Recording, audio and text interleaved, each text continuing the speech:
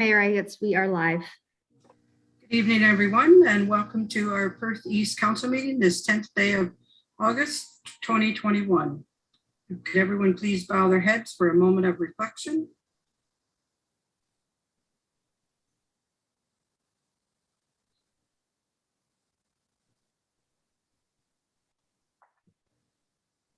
Thank you. We need confirmation of the agenda. I believe Ashley has an item she wishes to add. Yes, that was circulated to council and staff earlier today. So it's additional information for item number 8.1.2. Okay. Anything else anyone wishes to add? If not, we have a motion that the following items be added to the agenda. Item 8.1.2, additional documents, and the agenda as prepared for August 10, 2021, meeting of council of the Township of Perth East be approved as amended. Moved by Amanda, second by Hugh. All in favor?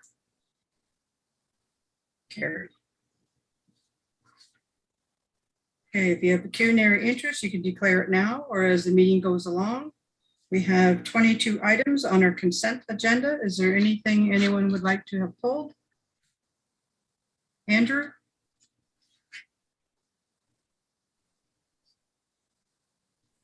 Five point 1.10, please, the county report. Okay. Anyone else? I'd like to pull 5.1.21. The Sylvia Jones Solicitor General, Office of the Fire Marshal, responding to animals left in motor vehicles training. Okay, Andrew, you have a question or you want to? Sure. Yeah, I was reading through that and found the mention of the PC Connect. I still see that bus driving through Village of Shakespeare without stopping. I was wondering if I can get an update on when Shakespeare will be included in the route. Okay, Teresa.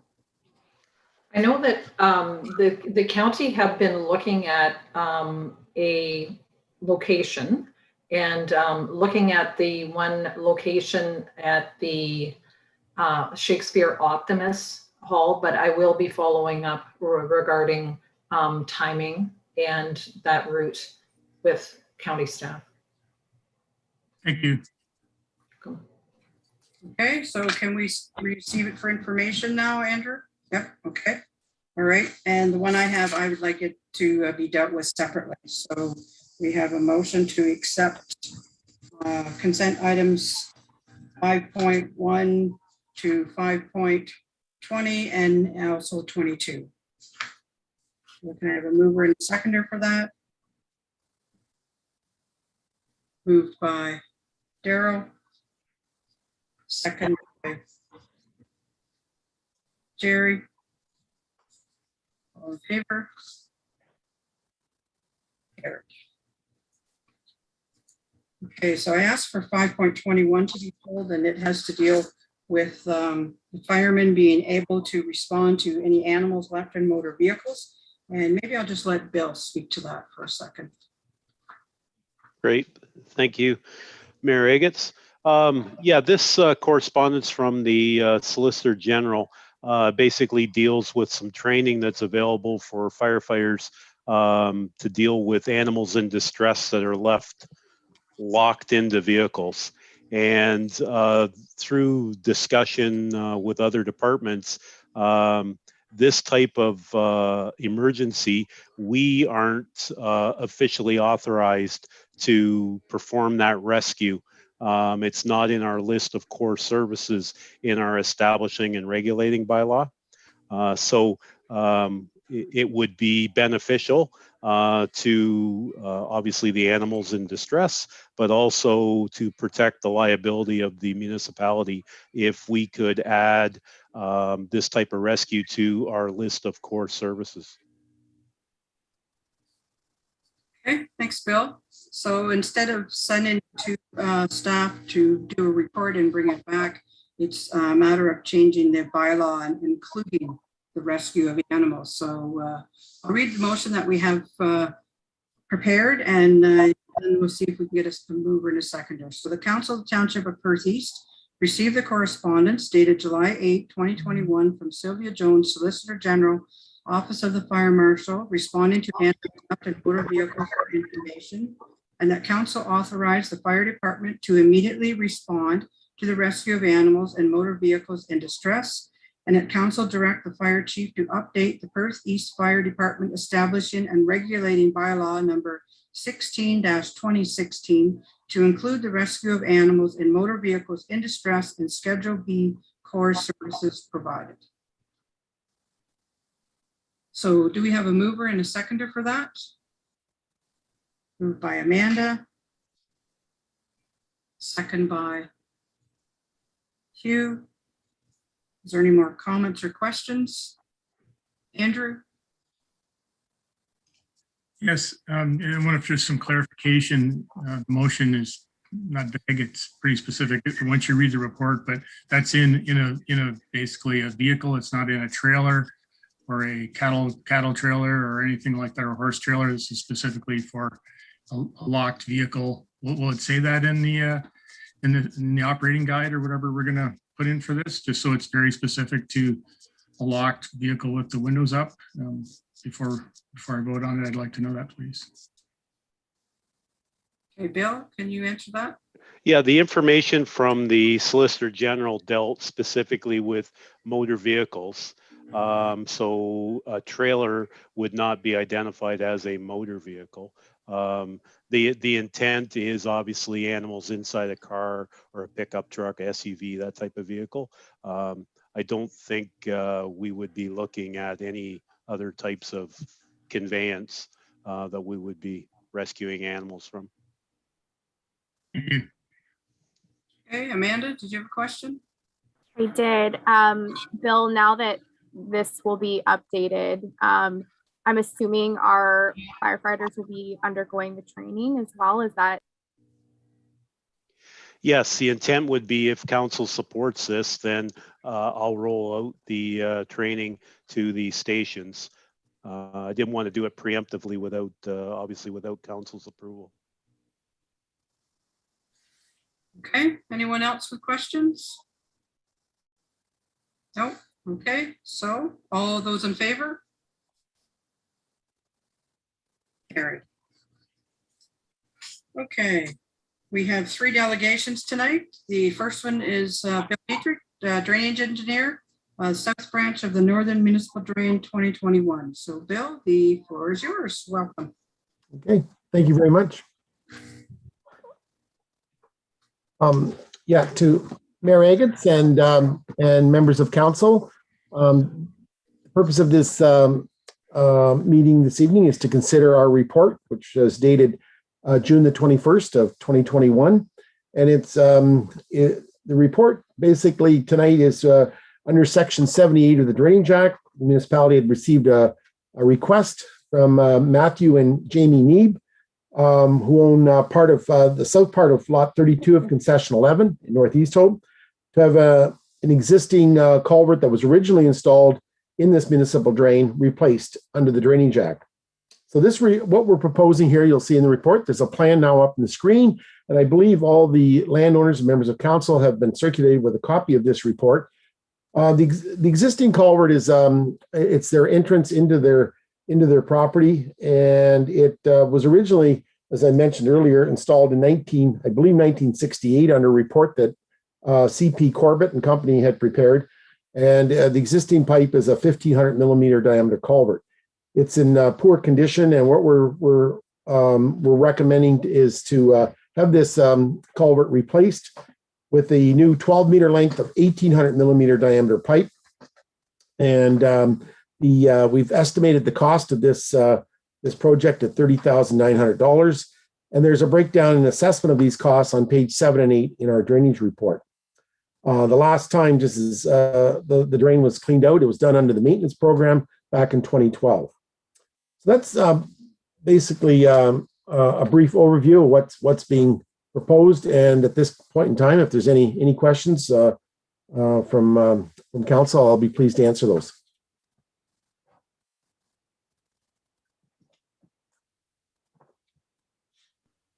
Thanks, Bill. Are there any questions from any members of council?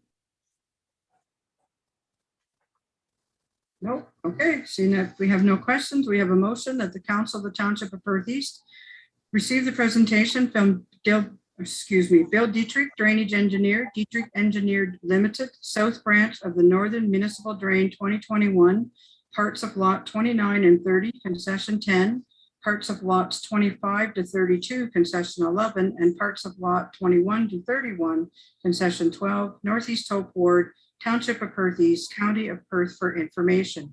And that the quarter revision for the South Branch of the Northern Municipal Drain 2021 be held on September 9, 2021 at 6:30 p.m. Do we have a mover for that? Moved by Daryl. Second by Hugh. Any more questions or comments? All in favor? Carried. Thanks, Bill. Good to see you again. Okay, same here. Have a good evening. You too. Yeah, thanks for everything. Thanks. Bye. Okay, our next delegation is Tyler and Sean from the County of Perth to do the joint accessibility plan. So Tyler and Sean, welcome, and the floor is yours to proceed. Thank you, Mayor Agates. Through you to council, the report's before you, but we do have a brief slide deck to run through that's going to cover a high-level overview of the Joint Accessibility Plan 2020 update, as well as a general accessibility services activity update. And then following that, Tyler and I will be available for any questions you may have. So with your permission, I'd like to share the screen, please. Sure. Okay, can everybody see the screen okay? Yes. Okay, good. All right. I can just, there we go.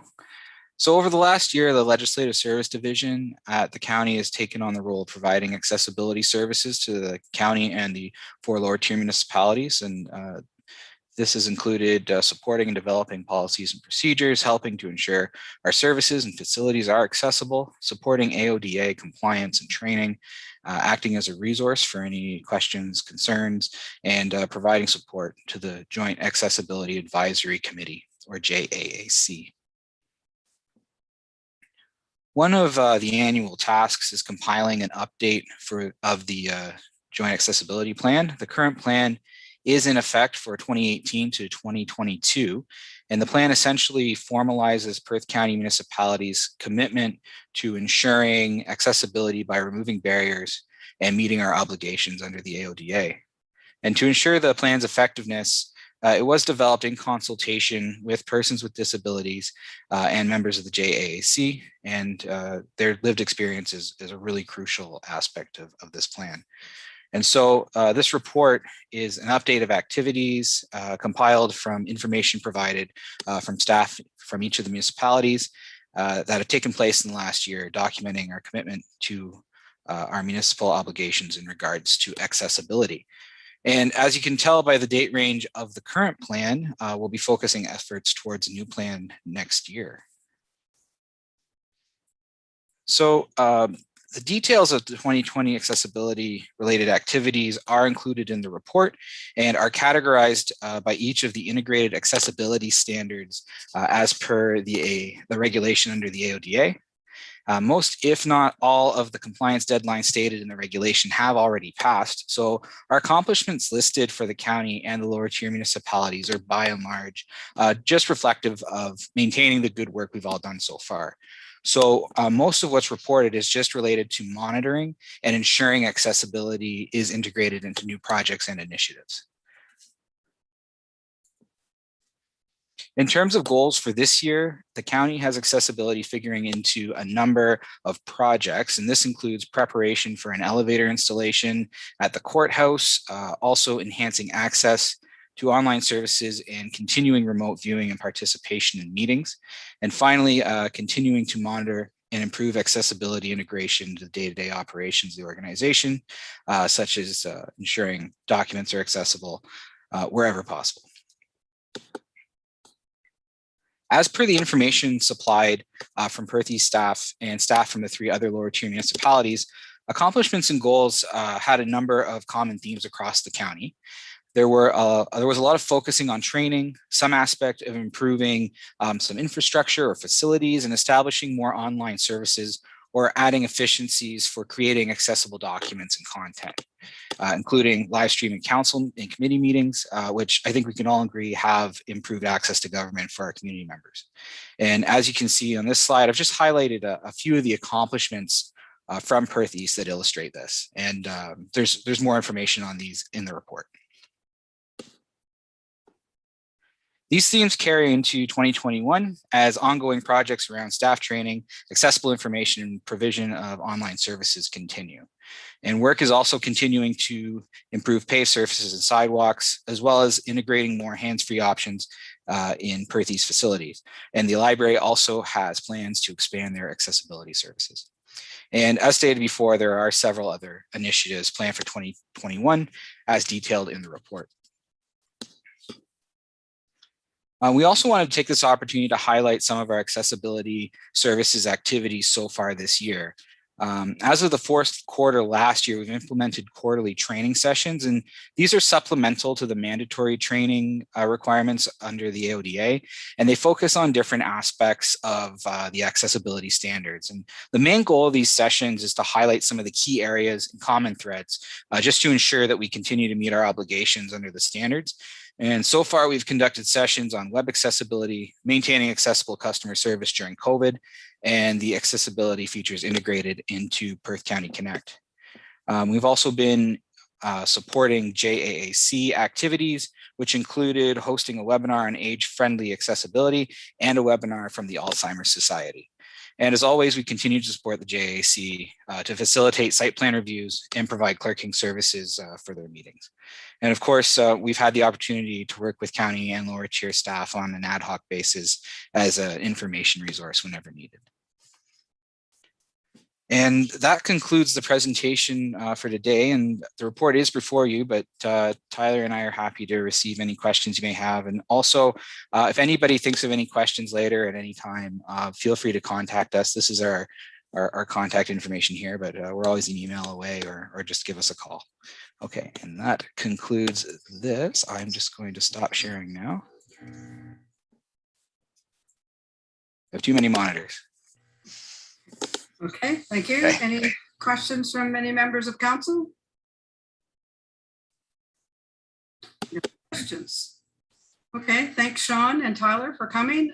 We with it under new business. That's when we'll do the resolution for the most of our delegation. So thanks again for coming, and appreciate you giving us all this information. Thank you very much, Mary Gitz. Yeah. Have a good night. Bye.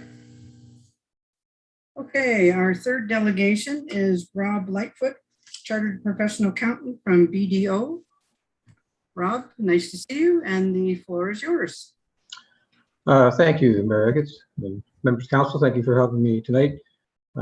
My intent here is to go through the draft financial statements with a view to gaining your approval for them so that we can finalize them and issue them. I wasn't planning to go through that letter you see before you, unless you want me to. It's terribly boring, but this is that letter is a kind of a standard communication that the audit standards oblige us to issue to our clients in any audit engagement.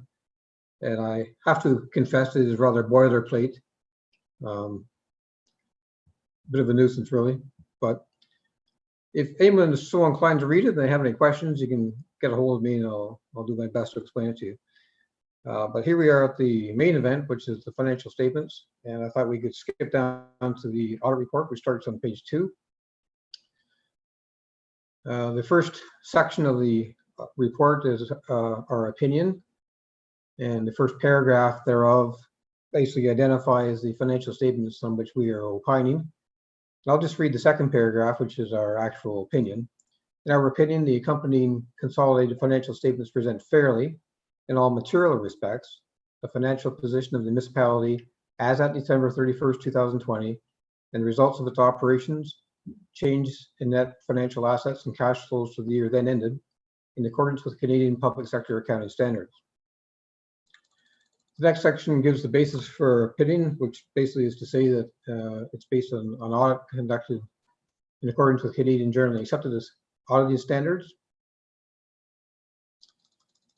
The next section reminds the reader that the financial statements are the responsibility of management and those charged with governance, which is to say the council. The next page deals with our responsibilities and gives the kind of a general overview of what is entailed in an audit. And then once it's approved, it'll be signed and dated. So onto the financial statements proper, beginning with the statement of financial position. So here we're considering the assets and liabilities of the township at the end of the year with comparative figures for the preceding year. And under Canadian public sector accounting standards, we organize the balance sheet into financial assets and liabilities and then other non-financial assets, which is a bit different than the normal profit-oriented financial statements that you see. So the financial assets are comprised mainly of cash and long-term investments. There's more details on both of those in the notes. Suffice it to say that the long-term investments are primarily a collection of GICs with varying maturity dates and interest rates. They're all highly liquid. So those financial assets total just under $20 million. And against those assets are liabilities in the form of accounts payable and accrued liabilities of just over $4 million. There's deferred revenue. So deferred revenue is basically income that has been received, but it pertains to a later year. So it will gain accounting recognition as revenue at that time. Generally, when the funds are spent, that's when it gets recognized as revenue. Also, in terms of liabilities, there's long-term debt. Again, further information in the notes on that. And land closure and post-closure liabilities.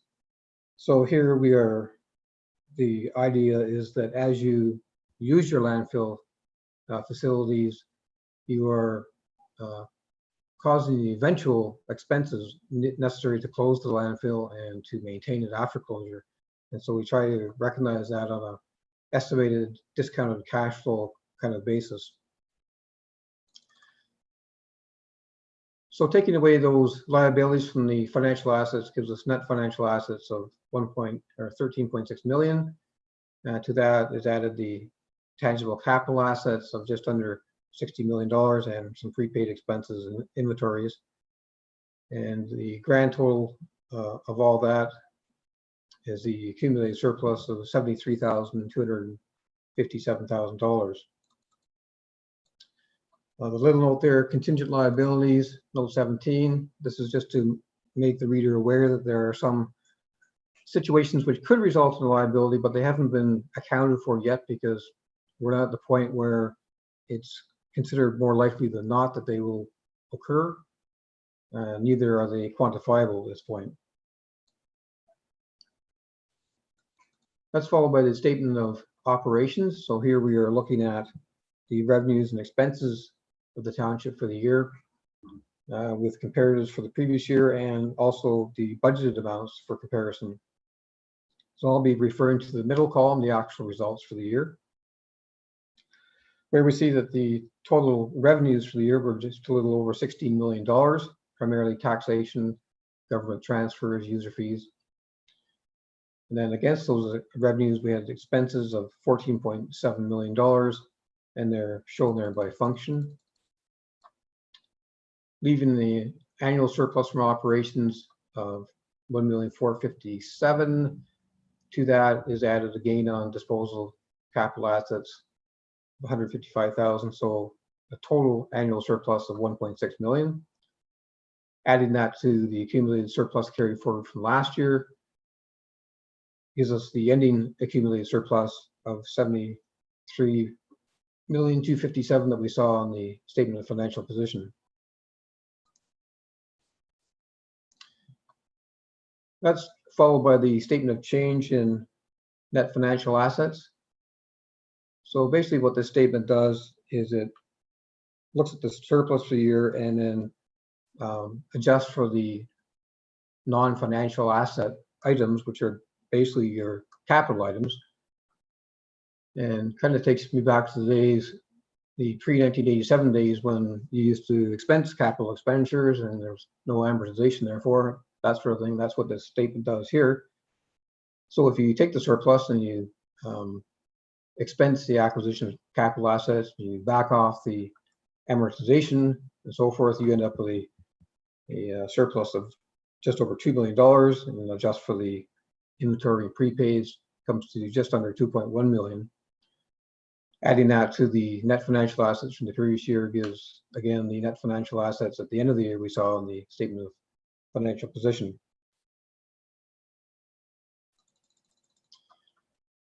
In a similar vein, the statement of cash flows not only backs off capital transactions, but non-cash transactions so that we can discern the source and use of cash. So skipping down about a third of the way down, you can see the first subtotal there shows that the operations of the municipality generated a positive cash flow for the year of just over 6.2 million. A couple of $1 million was plowed back into the acquisition of capital assets, and further roughly $1 million came from investments, kind of the net of liquidating some and acquiring new ones. And then under financing transactions, pay down of long-term debt of a little over 300,000. So overall, in total, a positive cash flow for the year of 4.8 million. Again, adding that to last year's cash balance is the ending cash balance that we saw in the statement of financial position.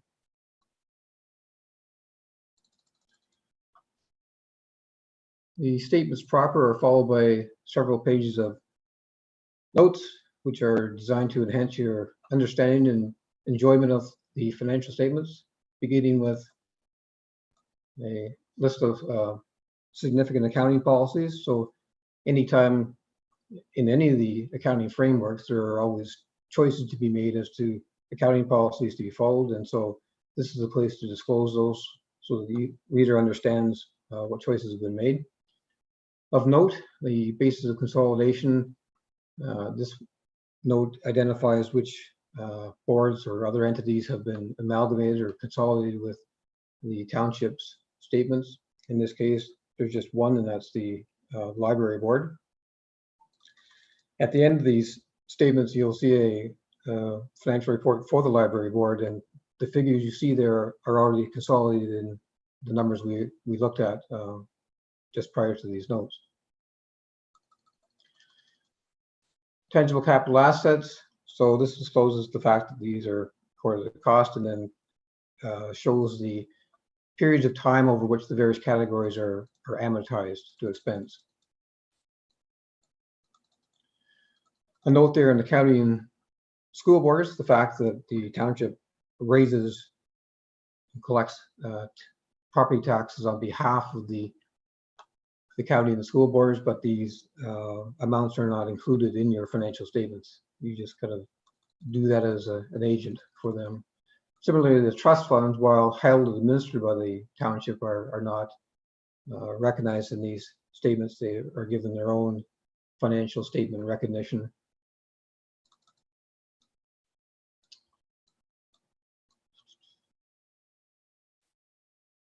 Nothing else too exciting there. On to the other notes then on page 11, which I see that I'm missing a page number for page 10. But on page 11, other notes, some additional details on the cash and long-term investments we saw on the statement of financial position. So this is information designed to enable the reader to assess future cash flows. On the next page, a note regarding the landfill closure and post-closure liabilities that I briefly mentioned earlier. This note gives some of the details of that and some of the assumptions that are made in arriving at that liability. Note 4 gives some detail and continuity for the deferred revenue, and primarily in municipalities you'll see gas tax and often development charges featured in this category. Note 5 makes disclosures about the owner's liability, which is not included in these financial statements. Just to note that the employees of the township are members of this pension plan, and it has some rather large numbers, such as a deficit of $3 billion, and yours is just a small share of that.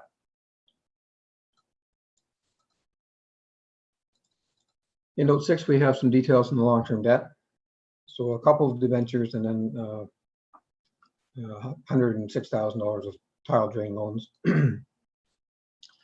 including the estimated 5-year repayment for the total of all of those. Note 7 gives more detail on the tangible capital assets. So by category and giving some continuity. And it continues on to the second page, giving the comparative, or the detail for the comparative figure. Note 8 gives a breakdown of the accumulated surplus that we saw in the statement of financial position. So the various categories there. And it's not surprisingly, the biggest part of that pertains to your investment in capital assets, which is basically calculated as the net book value shown on the statement of financial position less any debt that pertains directly there too. That's followed by some details on government transfers in notes 9 and 10, federal and provincially respectively. Note 11 giving a breakdown of the other income. Note 12 takes the expenses we saw in the statement of operations and restates them by object as opposed to function.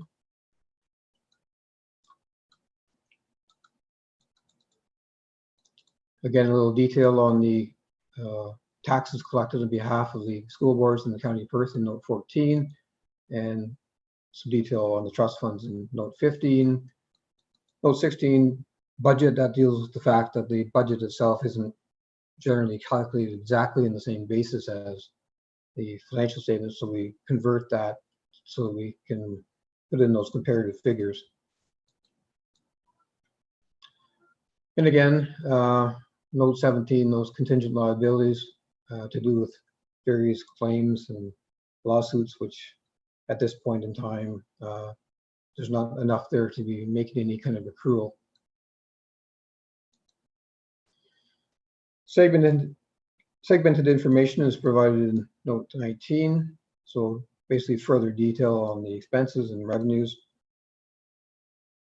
on a comparative basis.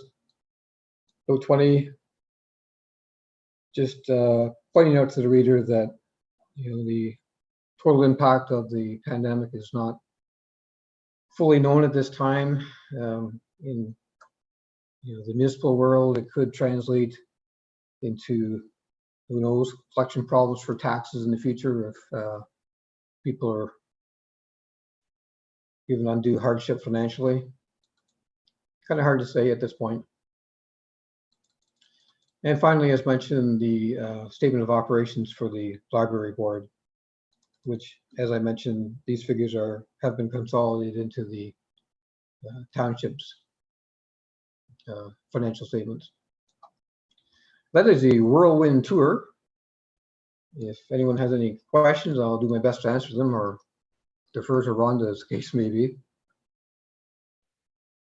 Okay, thanks, Rob. Are there any questions from members of council? No question. Okay, thanks, Rob, for, oh, sorry, Hugh. Yeah, just one question. Omer's is kind of on a very big hole. There's no way that we take any kind of consideration of what our share of that would be. Like it, surely there must be something because it is such a large liability.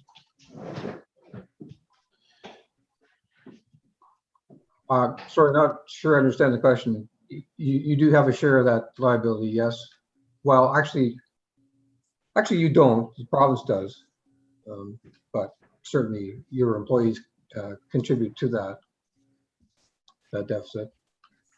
But are you asking why it's not included in the statements, or? Yeah, if there's some place that has to be somehow accounted for. So you say it's just the province that accounts for that. It wouldn't be our municipality that would have to account for it. Right. Yeah, the province does account for that on their financial statements. And in fact, they consolidate all these municipal statements in doing so. And this note here is just to, remind the reader that that liability exists. And I'm sure people would wonder about it otherwise, but that also to say that it's not your responsibility. Okay, thank you. Okay, anyone else with questions?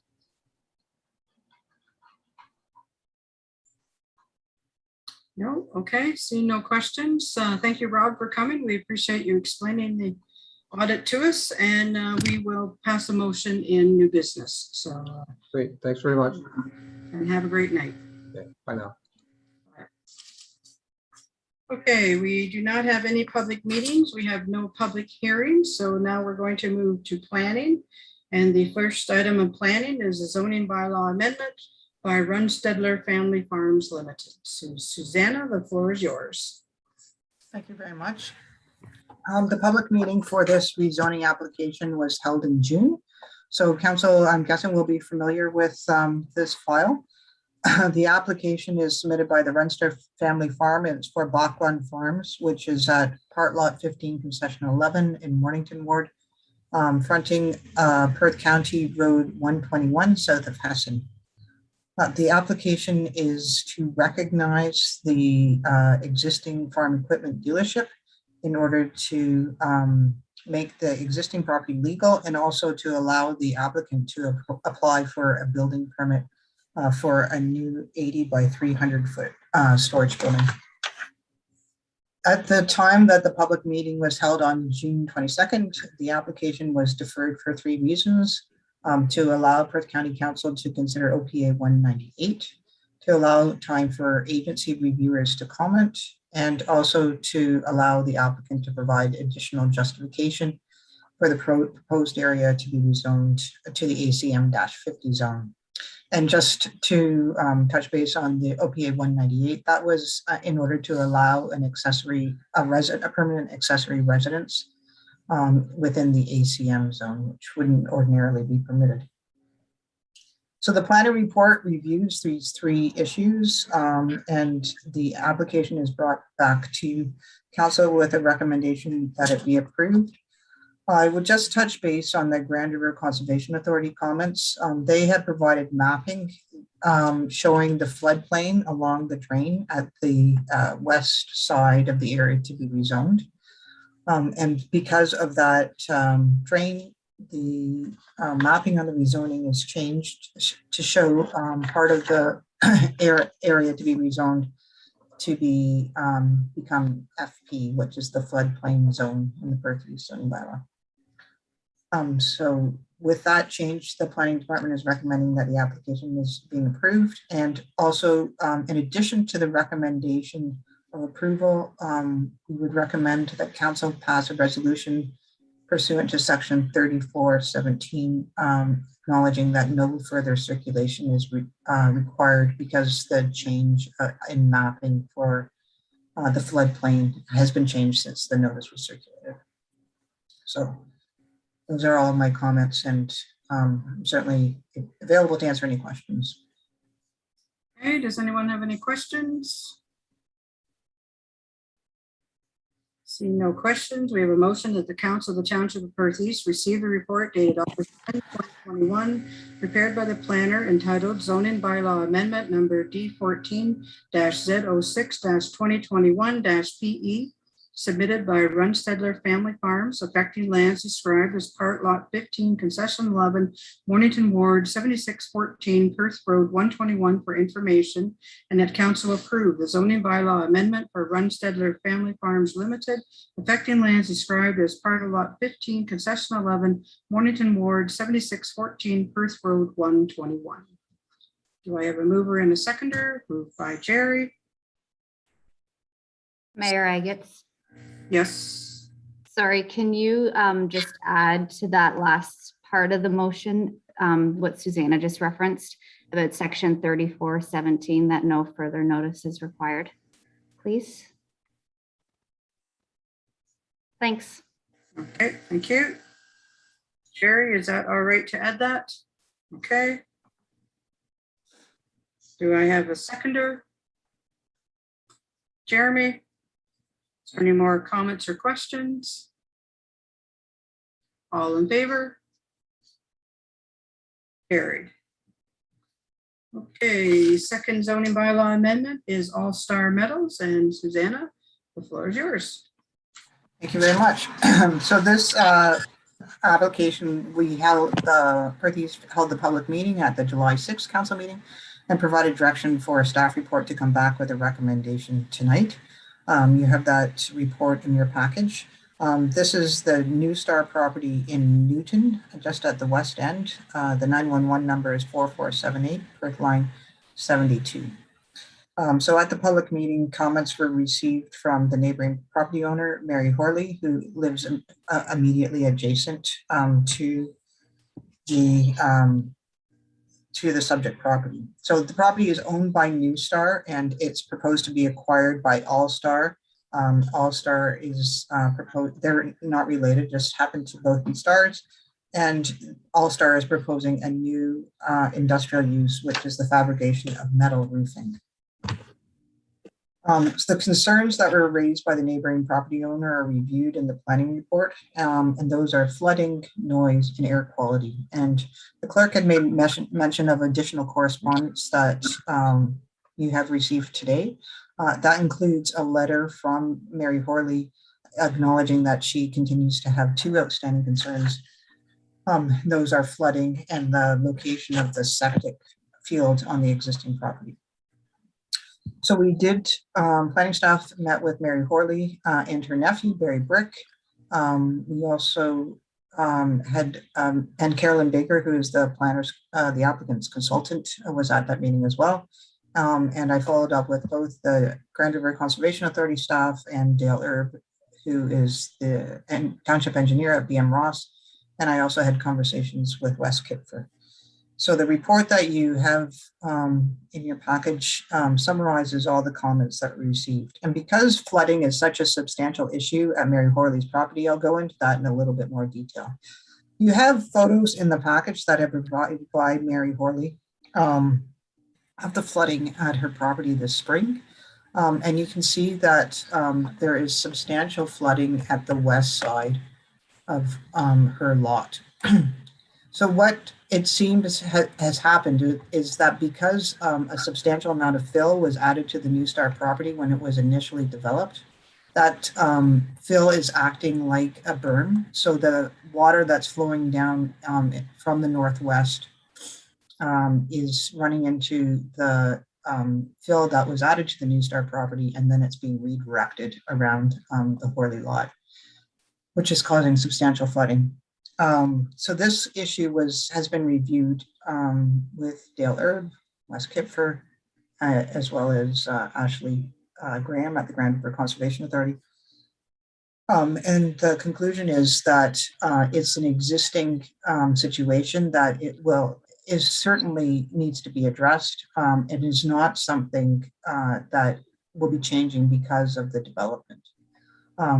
The applicant also has an engineer, Montana Wilson at Grit Engineering, and she has provided comments which have been reviewed by Dale Erb, indicating that no further no water will be flowing from the New Star property to the west. So those are the comments with regards to the flooding. With regards to noise and air quality, the applicant subsequent or pursuant to after the meeting on July 6th, the applicant provided an additional letter from Burnside Engineering regarding noise and air quality. That letter is included in the planning report, and the department is satisfied that the requirements of the Environmental Protection Act have been addressed. Then just one more comment. When we met with Mary, I'll also make mention, more than one, I'll also make mention of the septic system. But when we met with Mary Horley and Barry Brick, they raised the concerns with regards to the west-facing door on the existing property, and that when it's open and during the summer months, and noise is audible at the Horley lot. The Carolyn Baker followed up with a developer, and there's air conditioning proposed by All Star in the building, which will allow the west-facing door to be closed. Then finally, with regards to the septic system, the existing tile bed is located in the southwest corner, and the comments or the question from Mary Horley was whether or not there was concern with regards to the proximity to the county drain at Perth Line 72. I did touch base with the Grand River Conservation Authority, and they have no further comments with regards to the location of the septic system. You did receive in the correspondence that you received today a letter from the Grand River Conservation Authority regarding the file. And they are available to review the stormwater management at the time that the site plan is considered. The site plan application has been received by Perth East, and staff will be reviewing it now. So at this time, the planning department is recommending that the application for the rezoning for the All-Star development be approved. I don't have any further questions or comments, and I'm available for questions. Okay, anyone have any questions for this report? Andrew? So this is open questions, or do we have to wait till the question before I make a comment? Can I make comments now, or? Yes, go ahead. Yes, thank you. So yeah, it looks like a lot of work. It's obviously a contentious issue. We're changing the use. I have a couple of questions about water first. So the existing owner who hasn't conveyed the property yet to the new proposed owners created the flooding situation, it looks like, on the adjacent property. That's how I read the report. Could it not be a condition for them to correct that before the sale of the property or the transaction completes? It seems like drainage issues are always a little bit contentious, but I don't think that the homeowner to the side of it has to accept that water, right? And I don't think they're going to put up a 8-foot wall and drown out the property back. That wouldn't be. But it seems like there needs to be some type of reasonable mitigation other than sorry about that. And I'm not sure that I'm missing something. It seems like they have a lot of reports and that to say that, but the fact is, it looks like New Star built it up, or the current owner built it up. They want to sell it, and they're leaving behind a condition. So is it council's scope to request that be fixed, or would that meet some resistance by the owners? That's I have another question, but I'll go through that one. Thanks. Okay, Suzanne, can you answer that? It's a great question. And I mean, I've had conversations with both BM Ross and staff at the GRCA, and as well, I've had conversations with Bill Dietrich and Wes Kipfer with regards to how to respond to the situation. And it seems that and I'm not an engineer, so if you wanted to receive more information about this question before you proceed to approve the zoning bylaw, you could request staff reports from any of those people. But what I can offer from my conversations that I have had with these various professionals is that the way that the water flows this way, that the water flows this way, and then because it hits this wall, it's redirected around here. So in my understanding, there isn't a way that the New Star property, now that the fill has been added, can be modified or re-engineered so that the water continues to flow this way. So that some other solution is required. And a stormwater management plan is required and will be reviewed by BM Ross. I guess the other comment that I could make is that it seems that one of the problems might be the size of the drain that goes underneath the Horley driveway here. I'll just show you the other photos that have been provided with by Mary Horley. So this is coming down the west side of her property, and this is the drain here that comes through her driveway. Does that make sense? You follow? So the water that comes down the west side of her property ponds here and out into the field, and then in order to get to the drain at the county road and continue under Perth line 72, it has to go through this 6-inch drain that's underneath her driveway. So it may be possible if this drain was larger, that this water would move away faster. So that's, and again, I'm not an engineer. That just is an attempt to summarize my understanding from being in the conversations where people who know more about water flow are discussing the nature of the problem. Yes, thank you. I'd like to see some, me personally, I don't know what council's going to say, but I'd like to see some type of resolution by the proponent, before this is all finalized. And if I could go on to the second question, the noise study, I'm glad it was picked up in the report. Definitely those doors are going to be open during the summer. It's just human nature, no matter what you do. So when they take the noise, and I'm not a noise engineer, but it seems to me we're taking noise readings before there actually is any noise readings to take, because I don't think that equipment has been stationed in that building yet. Wondering if there's any more information we can get on that, on how they determine what the noise readings are going to be before they are actually there, because there's air density. I know there's a whole bunch of parameters that go into it. So that could be a concern with the doors open. And I don't see a time stamp on when the air conditioning would be installed. Is it this summer, next summer, 5-year plan?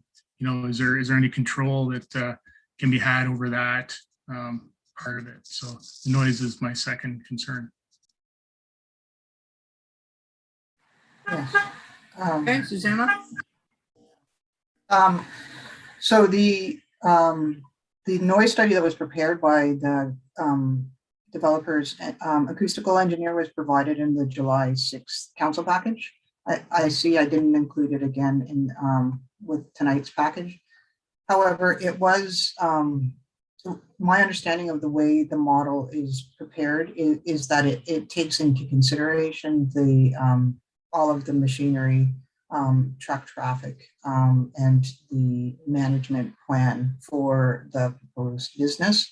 And then it prepares a model that predicts what the noise levels will be at the sensitive receptors or the neighboring residences in proximity to the proposed industrial use.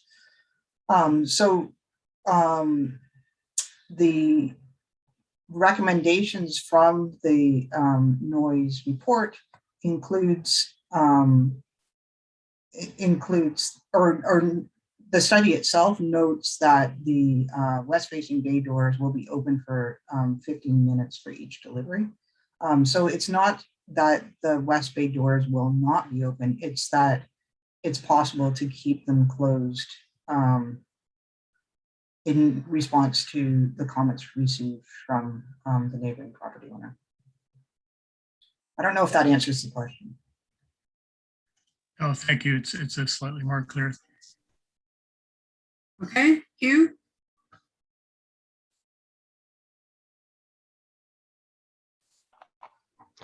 Yeah, when it comes to the water, that water is flowing off the farm or the land to the north.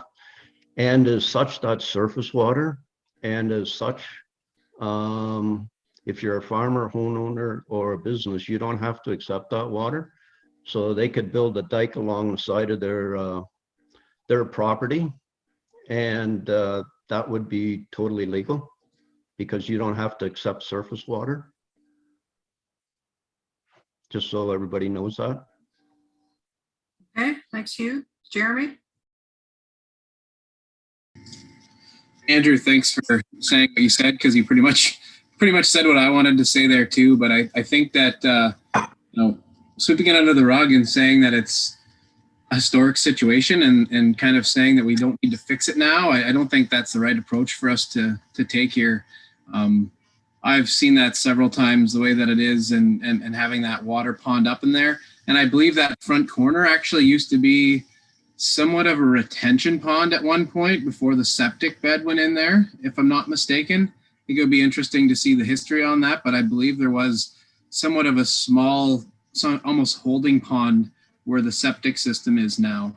And I don't know if that's all tied in together now that the septic system's there, it's causing these issues. But I know if the neighbors stuck a septic system right up against my property, I wouldn't be happy either, given the status of what's going on with the drainage there. And I think there needs to be a more permanent solution before this goes ahead than just cleaning out that drain. And I don't think this should be the responsible of Miss Hurley to do that. Okay, Susanna?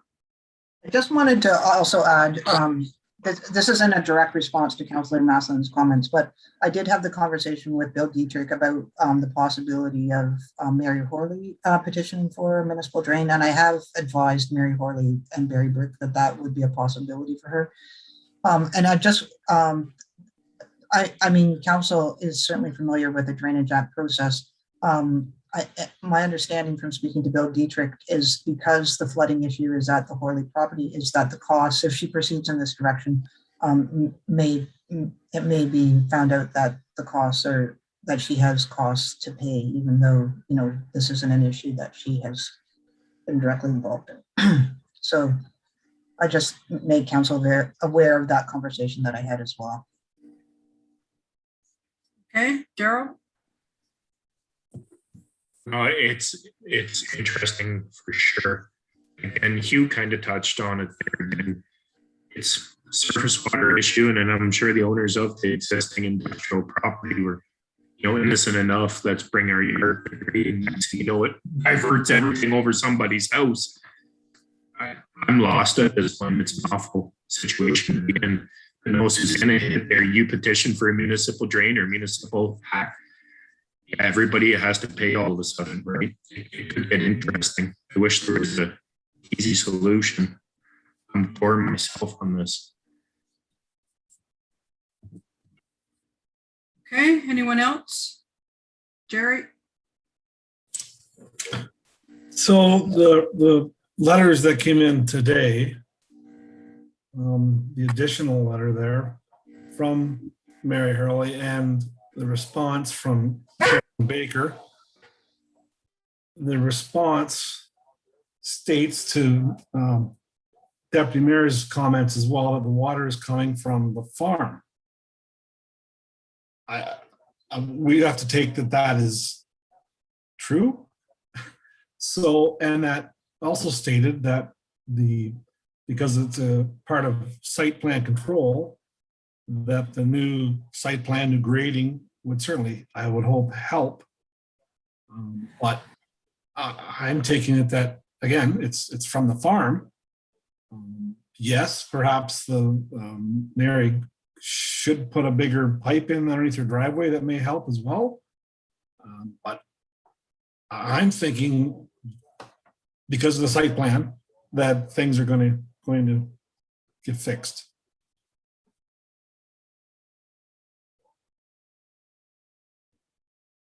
Okay, anyone else? I guess that was my question as well that Jerry just touched on. Can the water issue not be solved with the site plan?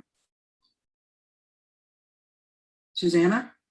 Yeah, my understanding from speaking with the engineers is that the water is not coming from the New Star property. The water simply is not going this way. So anything that is done to address the water flow on this property won't mitigate the flooding that's happening over here, because the flow of the water comes from the north and west.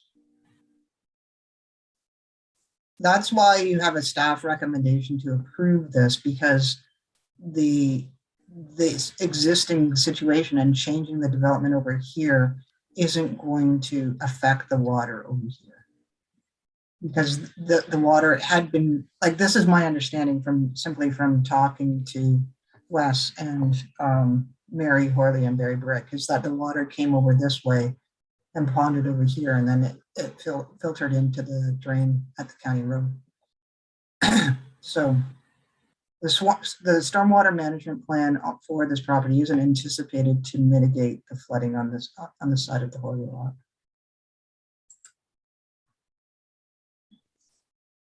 Okay, any more questions? Jeremy? Except that when the property was built up several years ago, it didn't allow that flow from the northwest to go across that land. So it's ponding up on the west side of the New Star property and coming down that side as well. So she's getting water from both sides, both from the farm and the stuff that can't escape onto New Star, because it's been, we allowed it to be built up 3 to 5 feet, whatever that was. And it's, so whenever it was done 5 years ago, it was done incorrectly if we allowed this to happen. Like, the situation is not one that she put herself in. The situation is one that has been allowed to happen to her. And I don't know if I was at risk of having my basement flooded every year because of the ponding of water all around my house, I would be upset as well.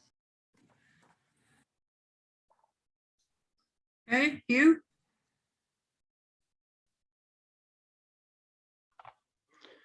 But the thing is, though, those people didn't do anything wrong. They built up their property, so the water's not coming off them.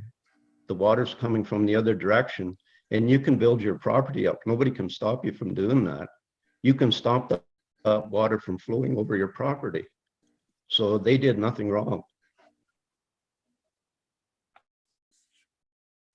Okay, anyone else with any questions? Andrew? Yeah, just again about the water, sorry. I appreciate all the comments. I think there's provisions for what was a natural water course, and there's a horizon on that for so many years of altering a natural water course. I'd feel much better if we could dive in a little better, maybe see, I didn't see it in the report, and I apologize if I missed it. Is there a full report from Mr. Dietrich in here? Let me scan over. Comments haven't been provided by Bill Dietrich. Okay. Yeah, it seems like there's been some unintentional misstep. We've altered the natural water course. I'm not sure. I don't live up there, obviously, so I don't know where the water was going 6 years ago or whatever. But yeah, I'd feel a little better if we have a little more discussion on this with the proponent myself. But I'll leave that up to the ward councillor and the rest of council to make that decision. Okay, one more, Daryl, and then I'm going to do the motion. Yeah, no, it is interesting. I mean, the business can keep going, and being it's a site change, it is a potential alteration of a water course. That being said, the municipal act would carry that, I believe. So, to me, I think push forward for municipal above and beyond this. I hate, it's a tough one. What a mess. It's interesting, but yeah, I think that's what they're going to have to fix this up, is get some engineering involved. As far as slowing the business down, I don't know what it's going to prove. At the end of the day, municipal will trump, and they'll all have to act. So, yeah, I'm not calling the shot or anything, but I'm suspecting that could go that way. Thanks. Okay, so we do have a motion that the Council of the Township of Perth East receive the report dated August 10, 2021, prepared by the planner entitled Zoning Bylaw Amendment Number D14-Z07-2021-PE, submitted by All Star Metals, Carol James Weber, affecting lands described as Concession 7, Part Lot 9, Reference Plan 44R-3903, Part 1, 4478, Perth Line 72, Newton, Mornington Ward for information, and that council approved zoning bylaw amendment number D14-Z07-2021-PE, affecting lands described as Concession 7, Part Lot 9, Reference Plan 44R-3903, Part 1, 4478, Perth Line 72, Newton, Mornington Ward. Do we have a mover and a seconder? Moved by Jerry. Second by Hugh.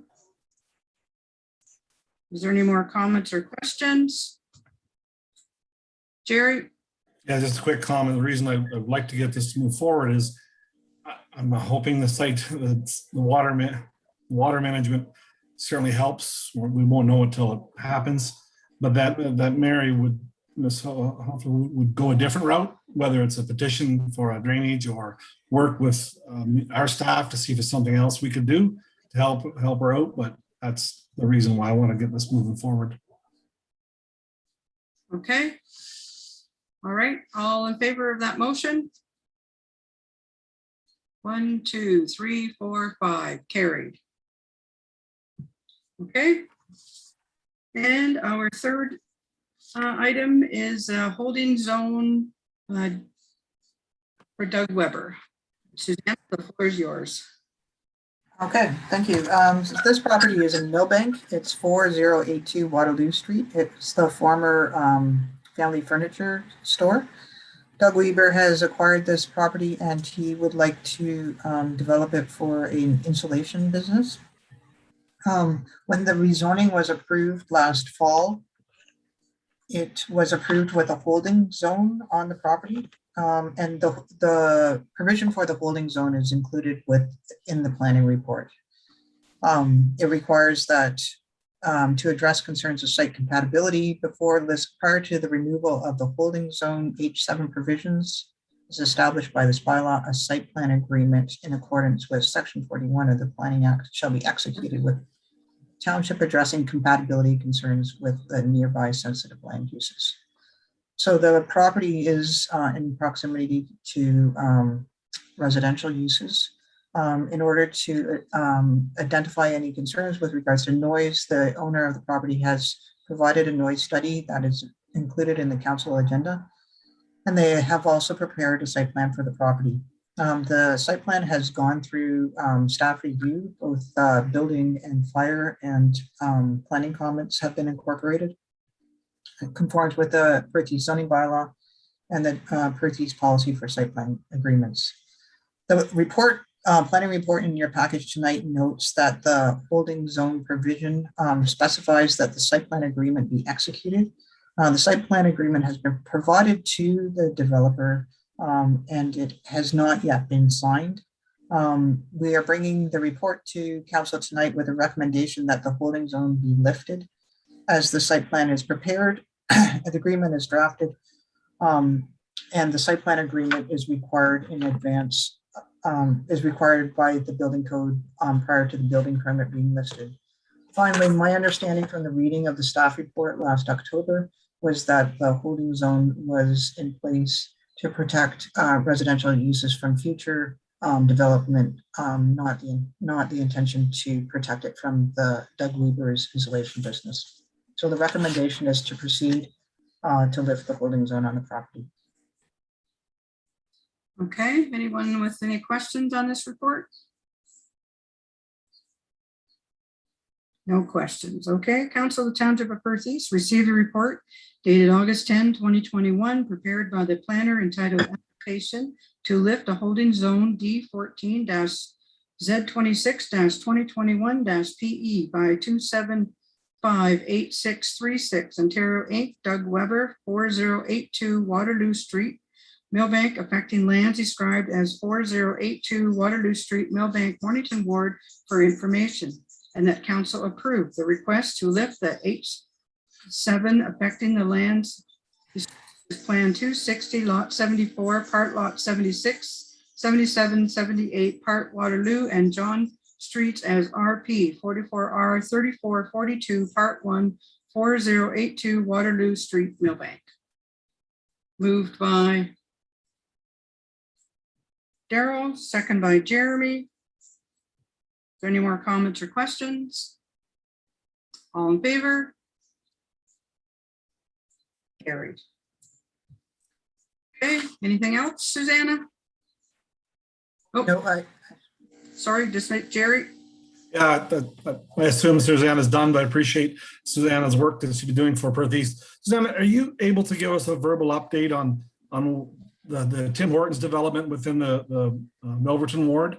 Do you have any idea what's happening on that? I assumed when it came earlier this year that they'd be gung ho, and I'm just curious if you have any insight.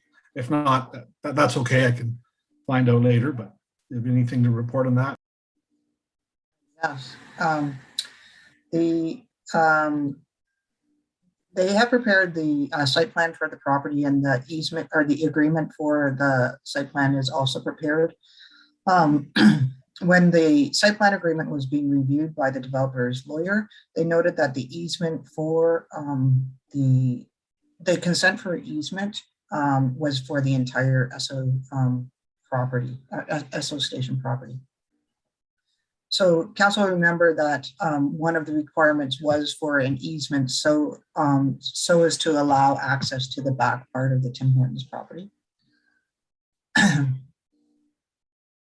Because the property where the Tim Hortons is to be located was too small for access to be on the subject property.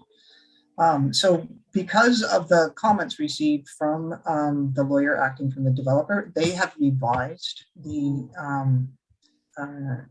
easement to be simply a lane.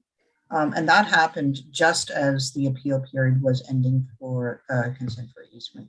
So now they are waiting for the appeal period to conclude for the revised easement prior to entering into the site plan agreement.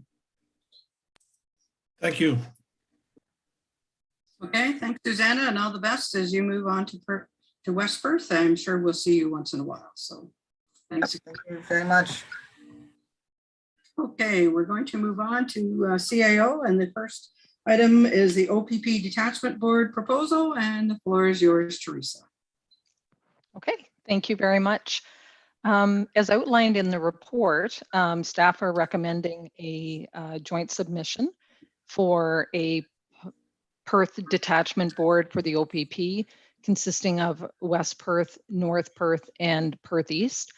Mayor Agates and myself took part in presentations put on by the ministry. As well, we met with the mayors of West Perth North and Perth East and the CAOs, and basically reviewed the legislation, and there was a consensus regarding the recommended option for the composition of what the board would look like. And basically, if council are supportive of this, then a joint or their resolution would need to be forwarded on as one joint submission. And if there's any questions, be happy to answer. Questions for Teresa? Andrew? Thanks. Yeah, just a question on the building will stay the same then? It'll just be common, but everybody will be billed separate contracts. It looks like. What are we on now? Are we in just a pay as you go type of thing, or Ours is basically we are billed regarding the what our assessment is. We fall under section 5.1, and whereas North Perth and West Perth have separate contracts, they fall under section 10. So, and with having the contracts, of course, there's an enhanced service, but there's also a cost associated with those as well, an increased cost. And that was my next question. What are we typically seeing per resident for the other municipalities that are on the contract? Do we have that number, or not that it seems like we have much choice, but just curious.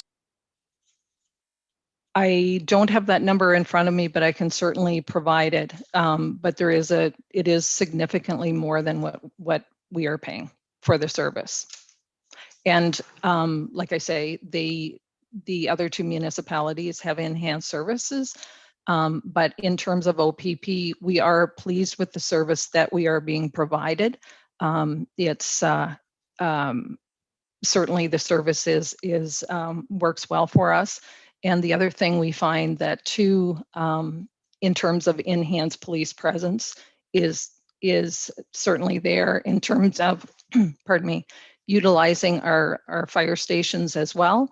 And so that's a very positive. Okay, anyone else with questions? Hugh? Teresa, would you have any idea what it means by having enhanced services? Like what they would get extra that we wouldn't get?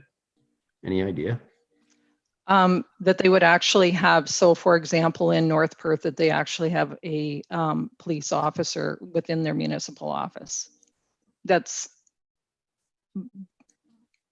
one thing.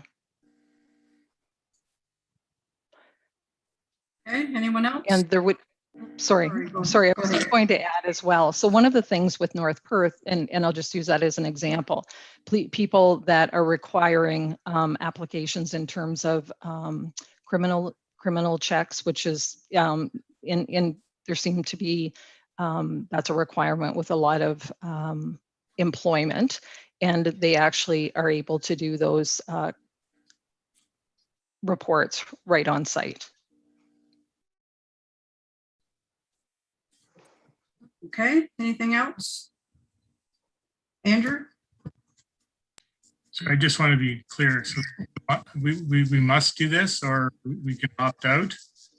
And yeah, it seems like a huge cost increase for something that's already working. Not that it's not a lot of money already, but they do a good job. So we must do this, or we can continue on the same way we're going now.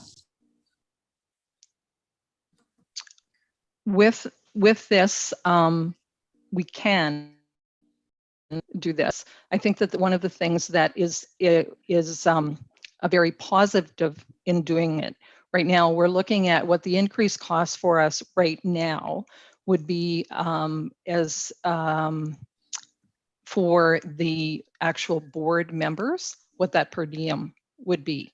I think that working together in terms of having a joint submission and working with West and working with North regarding this, some of the things in terms of our community safety and well-being plan that has just been endorsed, that's also a very positive in terms of working in collaboration regarding things like that within our community.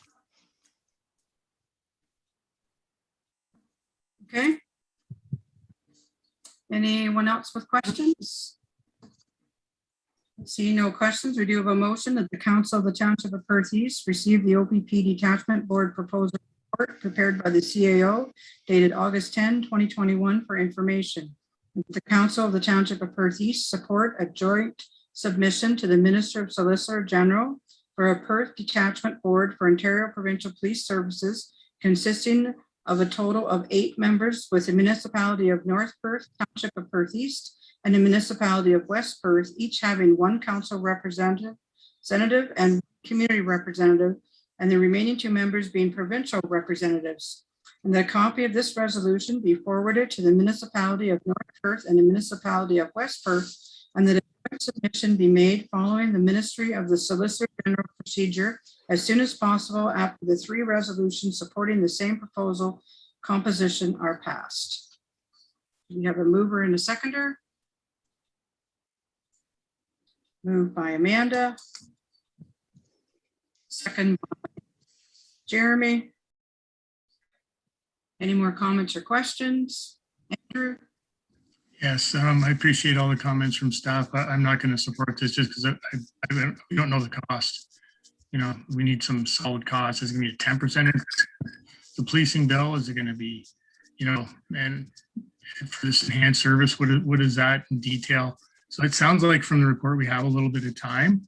I'm not sure if there's a way to find what the other municipalities are, what they're at, but I'm not going to be able to support this at this time until I see some costs. So just my understanding, Teresa, is that Perth East is not going to have the enhanced service going forward. We're going to continue having exactly what we have now. The only thing we've never done is we've never had a board, and that's being legislated to us by the province. We have to have a board. Am I correct, Teresa? Correct. And so our service from the OPP is going to remain. We can have under the Section 5 where we are right now, whereas the other two municipalities have the enhanced services, and that's what they're paying for. And we can have that combination. So where our increased costs would be for what the per diems would equate to for the members on the board at this point. Andrew? So there'll be another time to talk about costs before we finalize this then, or is this just a submission for intent, or is this signing up? It sounds like we don't actually have to have a board. Is that? We do have to have a board. We have to have a board. May establish a policing advisory committee, but are not required to do so. That's top of page 285. Am I reading correctly? Yes, that's correct. So we don't need a board. No. Okay, thanks. Daryl, you have a question? Oh, that's what I was getting at from what I understood and read. We don't have to have a board. It is strongly recommended, and they recommend the size. I believe they're food bin. Okay, no, interesting. Thank you. Okay, anyone else with question? So we do have a motion moved and seconded. All in favor of that motion? Carried. Okay, the next one is a shared service agreement. Teresa? Okay, thank you.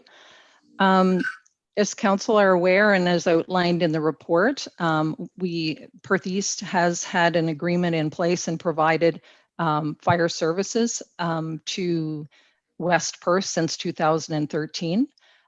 West Perth are very pleased with the service that they're being provided and have right now the agreement that we have in place is basically for renewal, and this is being brought forward to council for consideration. Okay, any questions of the report? No questions. The Township of Perth East received the report entitled Shared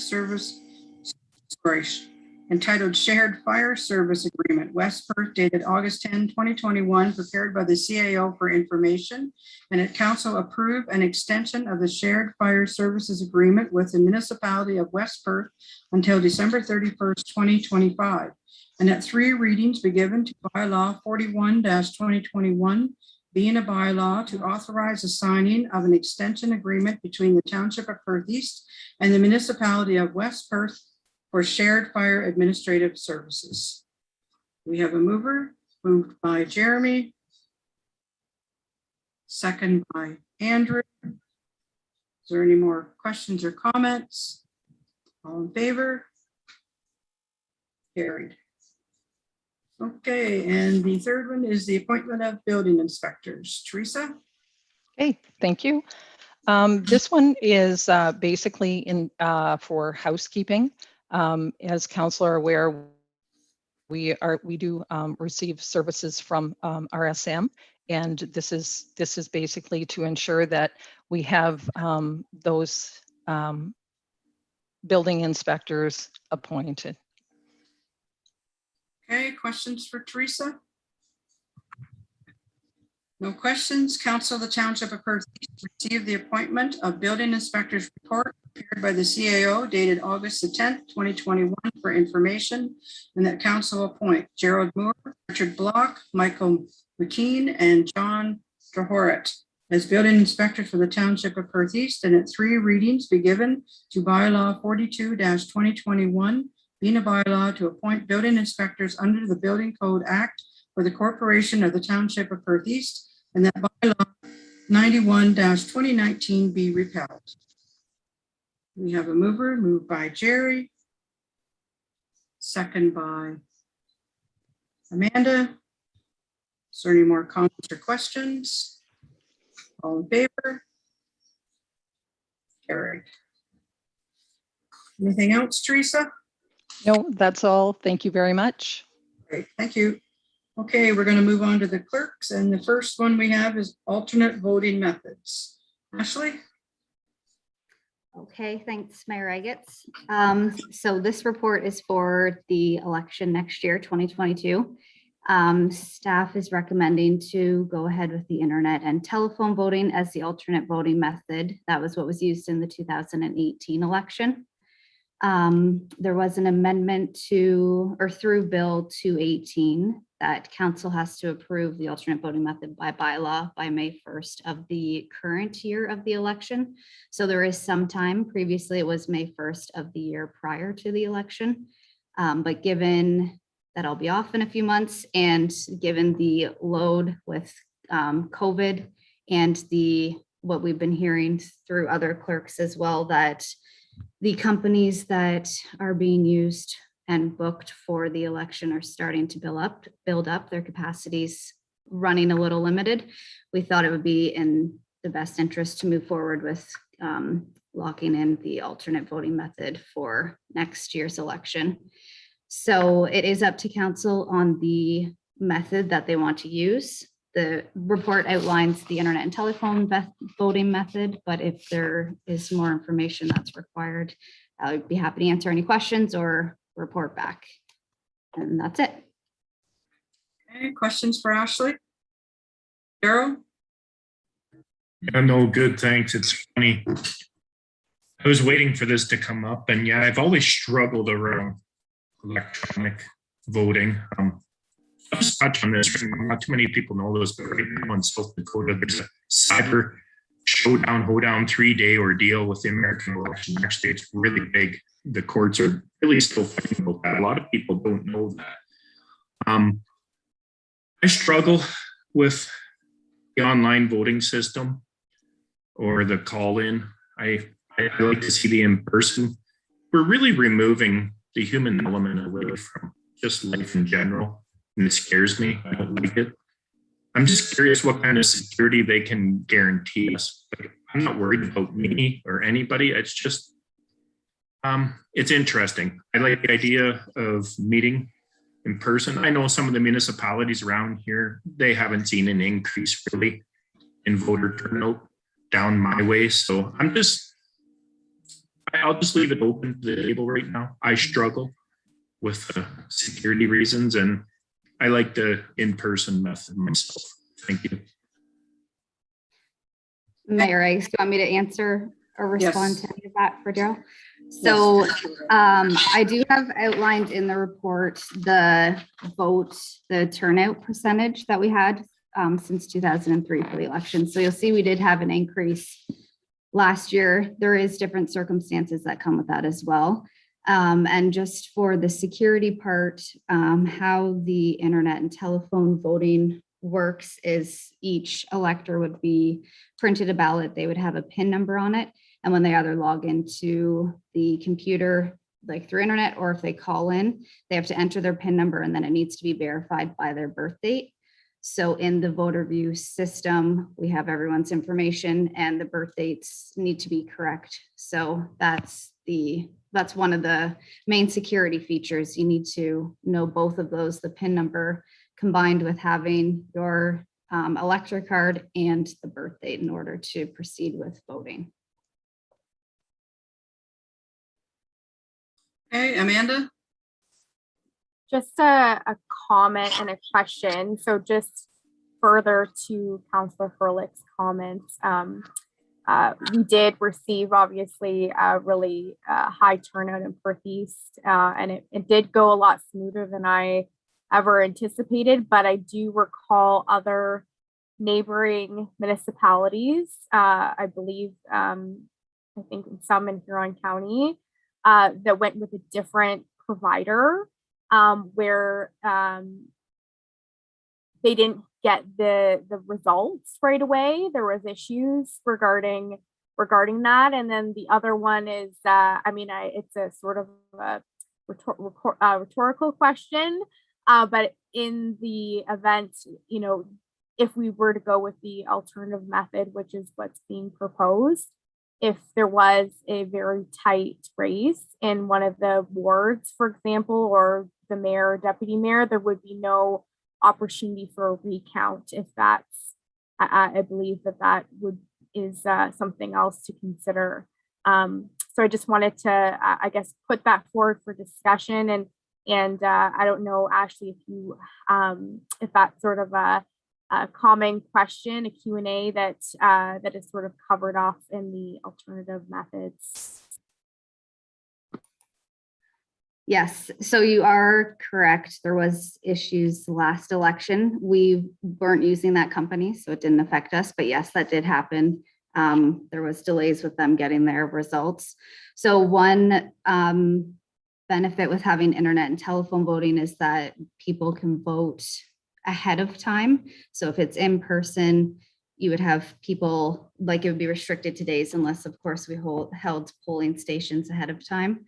We also, last election, and it would be proposed for this election, if council chooses to go ahead with internet and telephone, would be to hold help centers and stations at different places. Last year, we held them at two of the fire stations, the Sebringville Fire Station and the Shakespeare Fire Station. So that would be another thing that we would try to help out ahead of time. And then for the recount would be handled differently. Like if it was an in-person ballot and we had staff working and counting the ballots, then of course we would need to count them in person again. Everything that's done electronically is through their system. So if we wanted to have a recount, it would be very similar to just buttons that would be clicked for the recount. That answers all of your questions, hopefully. Okay, anyone else with questions? Andrew? Oh, go ahead. Well, I'll go back to Amanda. Sorry, I just wanted to get clarity. The company that we utilized last election, are they still available? Is that, because I know you mentioned that things are booking up. I don't know if you're able to speak to that. Obviously I'm just a bit concerned. I don't want us to land in a situation like some of the other jurisdictions last term. We were obviously fortunate, but just looking to get some insight into that. Or Yes, I can answer that. So on page 2 of the report, there's just a little paragraph there about the joint RFP that was issued with the city of Stratford in the 2018 election. So if council chooses to go forward with the internet and telephone voting, that RFP covered 2022. So right now, the Township of Perth East is reserved under their capacity. So they do have space for us, given that RFP from the 2018 election, but we would need to confirm with them and move forward with that. But yes, right now there is still the capacity with that same company that we used last election. Okay, Andrew? So my question was about the advanced polling location. So they'll be actually able to vote there too, or is it just a bit of helpful hint? Yes, I would propose that they could vote there again. So how it worked last election was we had stations set up. So we had laptops and like the barricades around each of the laptops. So if somebody felt like they wanted to get like the in-person feel for voting, they were able to come in and go behind the screen sign into the computer and vote that way. And then we did also have assistance there. So if someone lost their ballot or they didn't get a PIN number, or they tried to vote and we didn't have their birth date in our system, then we could enter their birth date and get them rolling so they could vote. So I would propose that the same thing would happen. And in addition to the fire stations, I didn't say this earlier, staff had went to the nursing home and retirement homes as well to help with the residents there, to help them vote. Okay, Andrew? Oh, that's great. Thanks. It sounds like a little bit of personal. So will it be only business hours, or can we extend it till 8 or 9 o'clock at night? And how many days was it? Was it a week, a couple days? I can't remember. Yeah, the nursing home and retirement homes were during business hours, a time that worked well with the whatever home we were at. And the fire stations were after hours, and they were a couple of times each. Twice in Stephenville, twice in Shakespeare.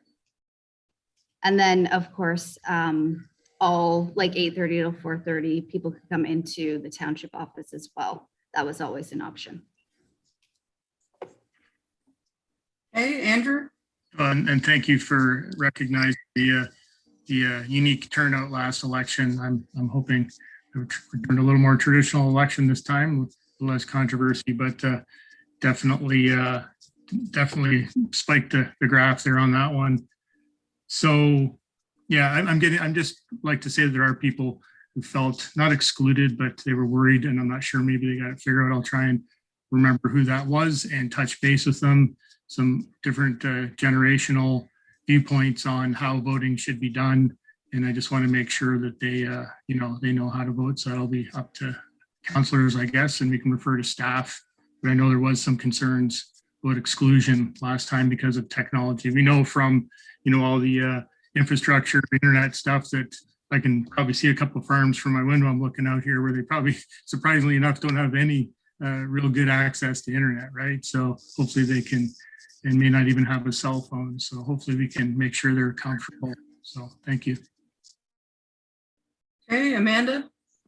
Just more of a comment, and certainly Ashley or Teresa, feel free to jump in if this is something that's already in the works. But should council support this alternative method, I think one thing that I would suggest there in terms of my comfort level, and it sort of speaks to some of the comments that Councillor McAlpine raised, is seeing a really robust communications plan in terms of how we inform people in terms of voting. I think last year, when I recall, it was so new to everybody, or not last year, last election rather.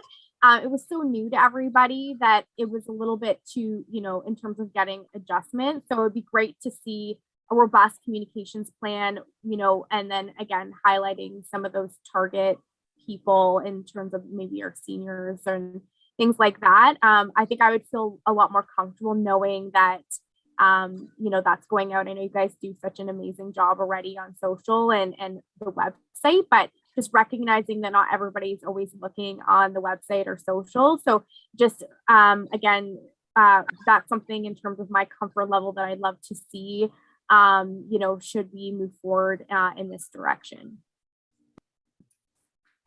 Okay, any more questions? Oh, sorry, Ashley, go ahead. That's okay. I was just going to say, if council decides to go ahead with internet and telephone voting at the meeting tonight, a bylaw could be brought forward even to the next council meeting, so it would be fully approved. And then given the timing, we could look into putting a notice into the tax bill that goes out in the spring of next year. So that may be beneficial, something that we could look at to try to cover some other residents that may not have access to the internet. Now, just keep in mind that that goes to the property owners, not all tenants, because tenants can vote. So but I know what you're saying, and staff will for sure have a communications plan. Okay, any other questions? Daryl? No, thanks. No, good. Some good conversation here for sure. I don't know if we want to move on this tonight. I guess we'll see what happens. Stay steadfast. We're removing the human element from life in general. And just, I don't know.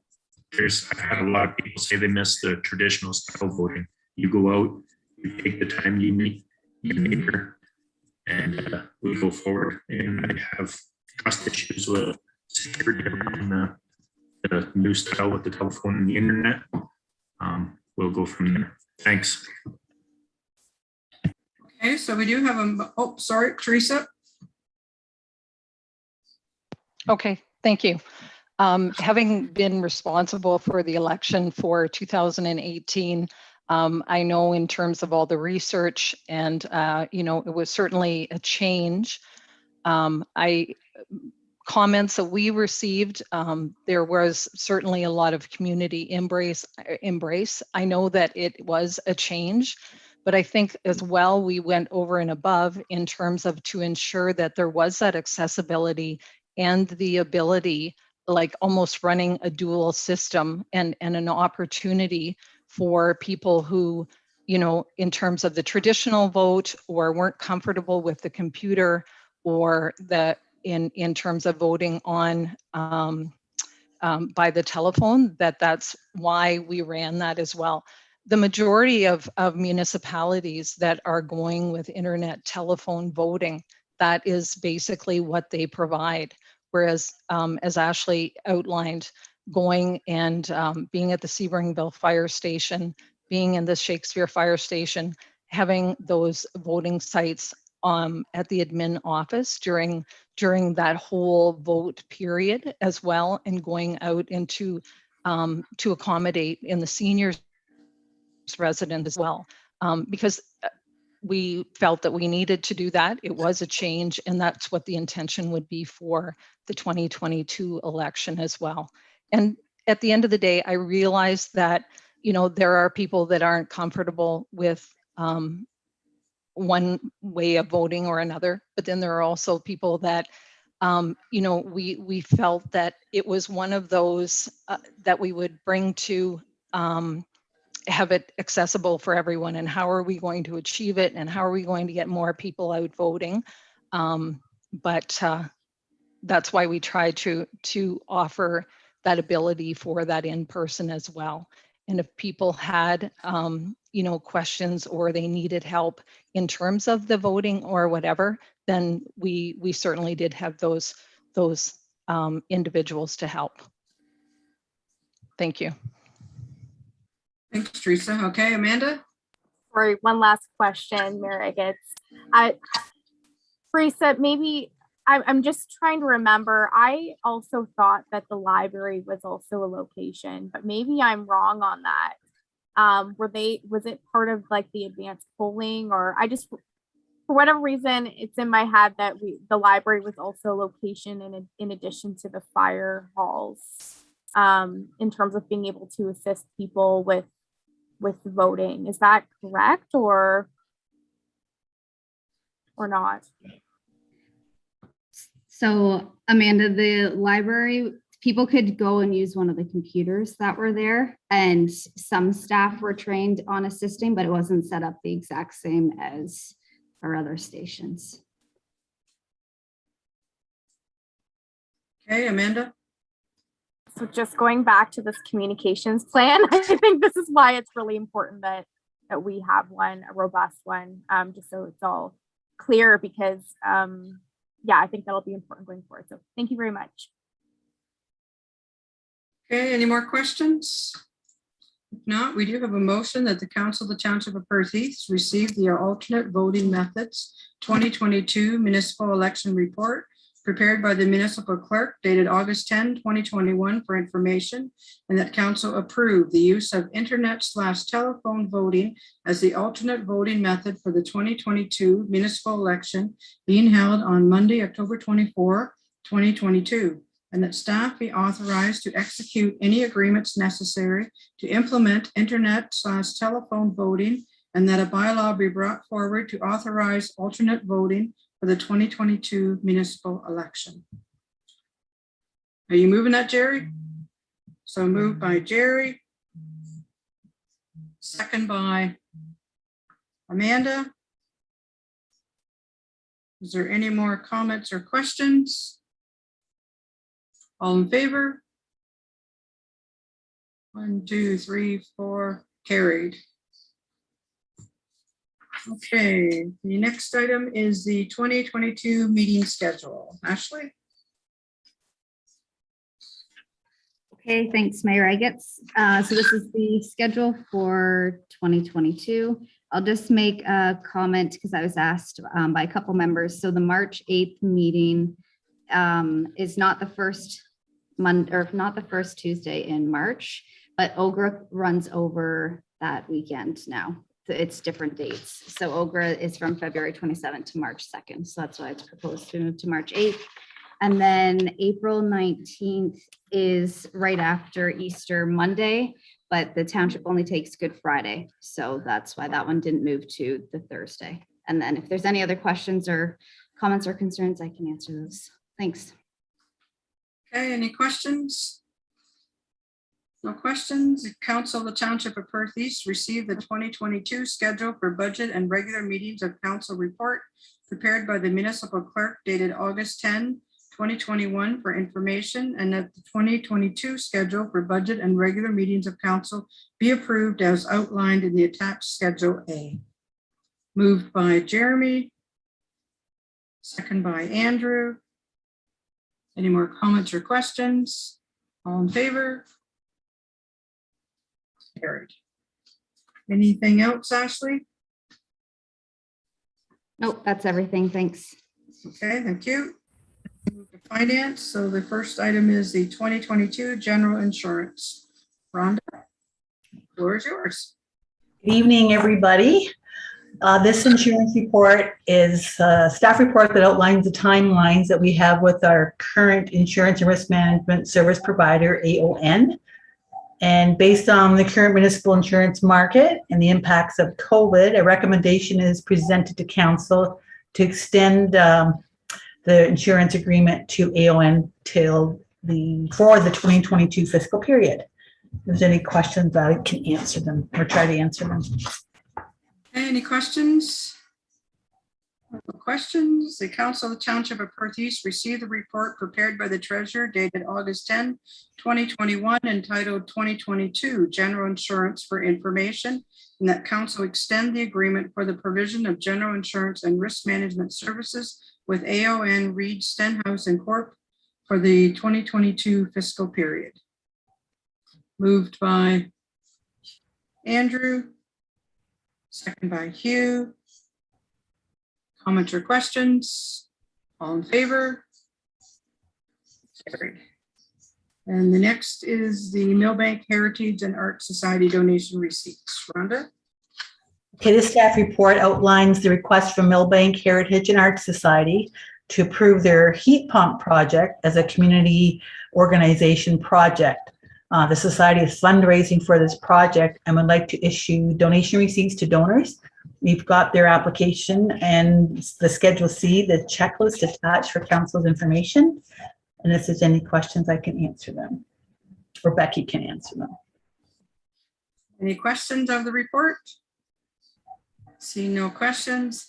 That the report prepared by the treasurer and the Recreation and Community Services Manager dated August 10, 2021, entitled Millbank Heritage and Art Society donation receipts be received for information. That council approved the Millbank Heritage and Art Society heat pump project as a community organization project under the corporate donation policy number CA1.03.01 under the following conditions: that the revenue and expenses from the Millbank Heritage and Art Society heat pump project go through the township books, that the project be managed by the Recreation and Community Services Manager, that the Millbank Heritage and Art Society facility be inspected by the Perth East Fire Department with the understanding that all safety issues, if any, be addressed prior to the commencement of the fundraising project.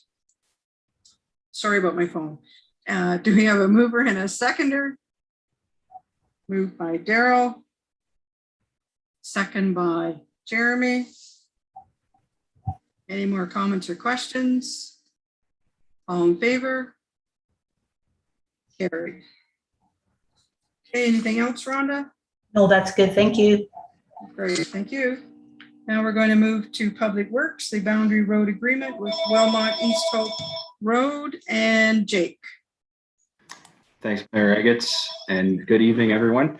So this report here covers a boundary road agreement between the township and the region of Waterloo. It's a section of Wilmot East Hope Road, or Road 101.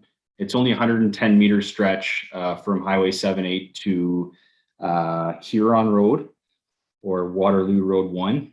And essentially, there was never an agreement in place prior to this. So this is a new agreement.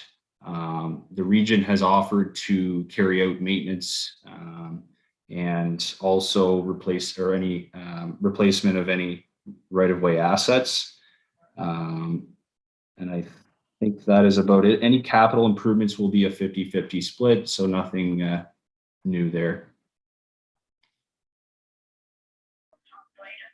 Okay, any questions for Jake? No questions, okay.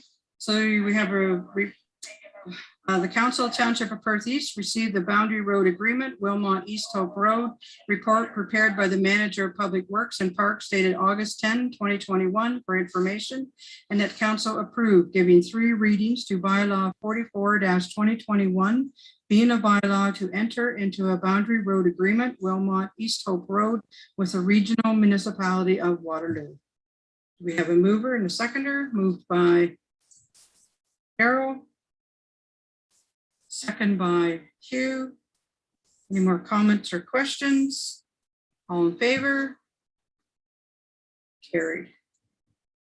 Okay, and the next report is the response to the July 6th delegation. Jake? So yeah, as you mentioned there, this response to the delegation regarding line 33 on July the 6th.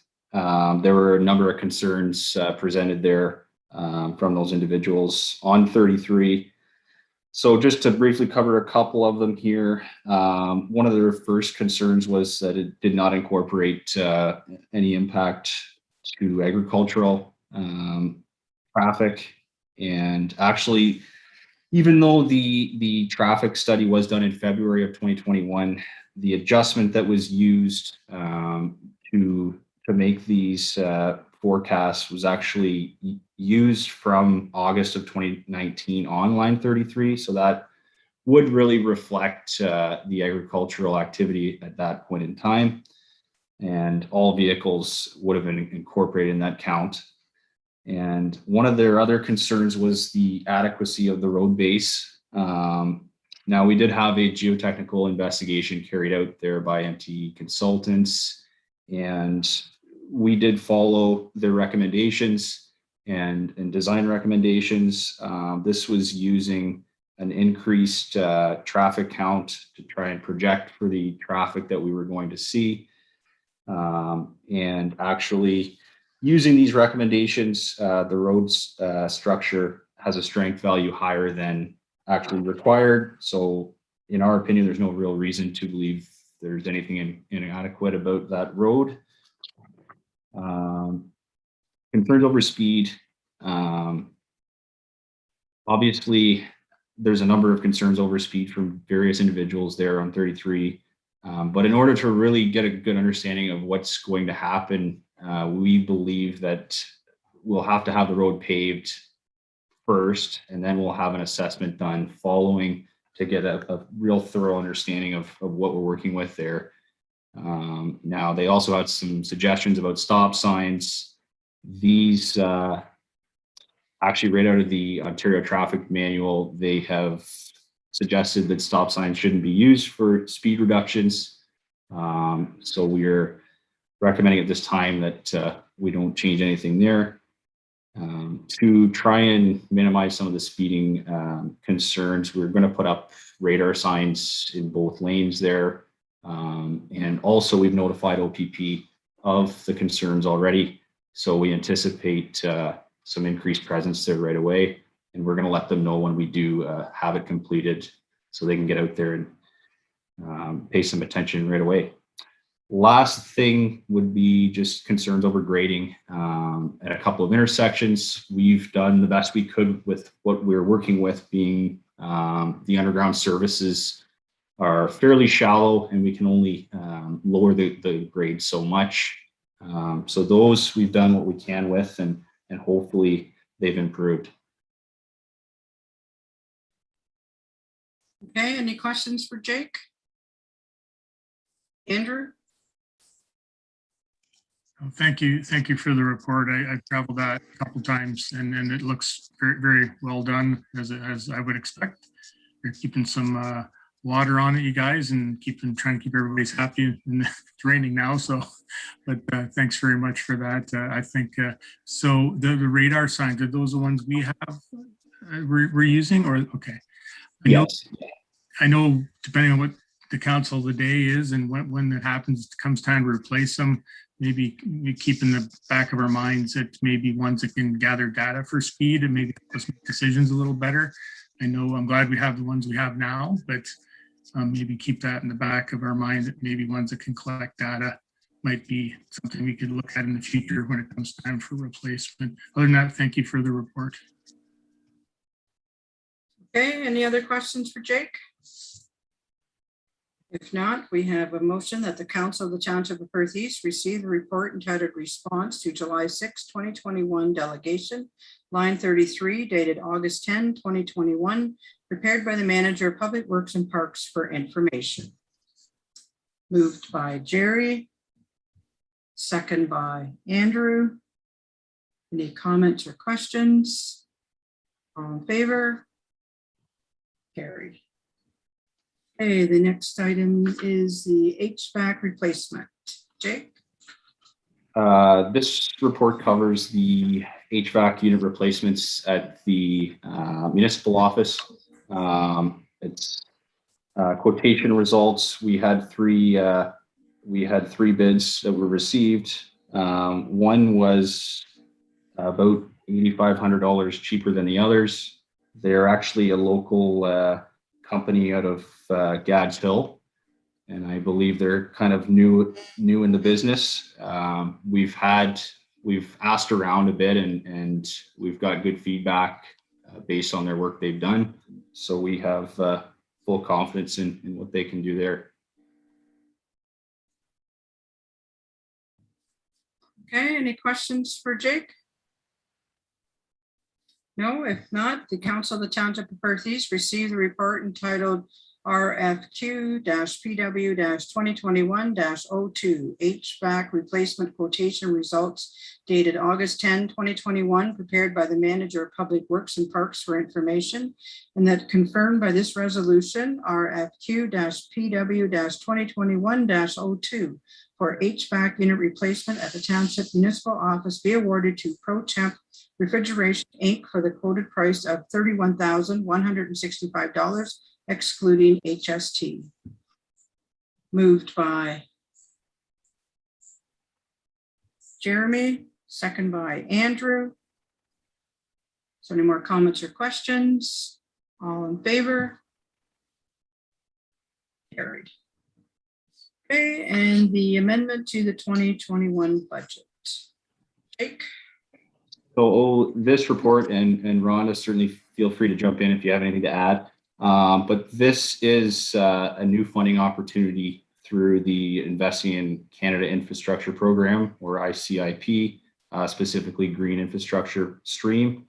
So this grant has identified drinking water projects in smaller communities that support rehab of assets with critical health and safety issues as a priority.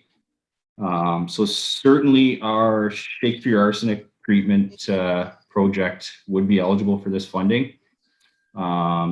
As it is right now in the budget, we have allocated our OCIF funding to the Shakespeare treatment project. So in order to apply for this other grant, we would have to move some funds in order to actually be eligible to apply. So that would require, or at least what we're suggesting is transferring the OCIF grant money to line 33, which recently obviously is getting paved, and we decided that we would need to pull some money from the Public Works Reserve Fund. So what we're suggesting is that all of the funding currently going to the Shakespeare arsenic treatment would be transferred to line 33, and that would be then fully funded by a combination of the OCIF fund and the gas tax grant. And that would allow us to apply for this new grant. And beyond that, if we were unsuccessful with the grant, then any future ICF funding could be allocated to the Shakespeare Arsenic Project. And just to update that, we're not likely to get too far with it this year. And we actually have to use the OCIF funding in the year of 2021. So this kind of makes sense in a lot of ways. So any questions, feel free. Okay, any questions for Jake? Andrew? I'm just concerned, obviously. It seems like the road, we're just pulling money ahead a year, right? And I realize the dynamics of the funding and it comes and goes, but I would rather see the arsenic project get done as soon as possible just because of the nature of it. So it sounds like it's going to be in limbo for a bit. Is that, if it's just a funding thing, then yeah, it's I know you guys know what you're doing, but it is water. It's a little, just hearing it for the first time this weekend, right? So yeah. So the reason it won't till 2022 is because of. So just to update you there, Andrew, the timeline is completely unaffected by this. Where we're at with this is we had the pilot treatment or pilot test go on from Walkerton Clean Water. They've submitted the results to us. We've re-tendered with those results, so we have some more, I guess, accurate information that we can apply or give to the vendors. So we just received those results and we're in the process of reviewing. Once we select a treatment option, we can go ahead with it, and we're anticipating that here very shortly. But in order to do that, we're going to have to build an addition here on that plant, which will have to get designed and everything. So I'm just realistically looking at it. We may break ground. We're hoping this fall, but I don't know how far we will get into it. Is there a drop dead time that we need to get this project arsenic done by before we lose the well, or? Well, we're supposed to have it done by, we were allotted until the 31st of December by the ministry, but we'll have to ask for an extension on that just based on the delays in the Walkerton pilot and everything with COVID going on. So I don't anticipate any issues getting that extension, and we'll be working on it through the winter into next spring, I would say. Okay, thank you. Okay, any other questions for Jake?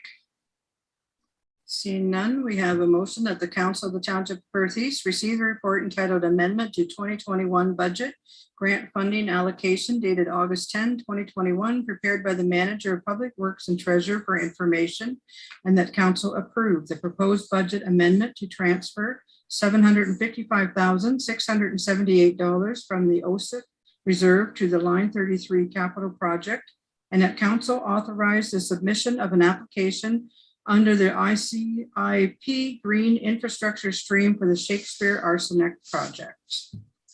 Do we have a mover? Moved by Amanda. Second by Daryl. Any more comments or questions? All in favor? Carried. Anything else, Jake? I think that's it as of now. Okay, great. Thank you. We have nothing under building. We do have reports under recreation. The first one is the catering endorsement, and Becky, the floor is yours. Thank you. So this is similar to, or is the same as what we did in 2019 for the Milverton Business Association. We set up a bar during their Moonlight Madness. Under the rules, we have to get permission from council to do so, to use our catering endorsement. So that's what I'm asking for tonight. Any questions of the report?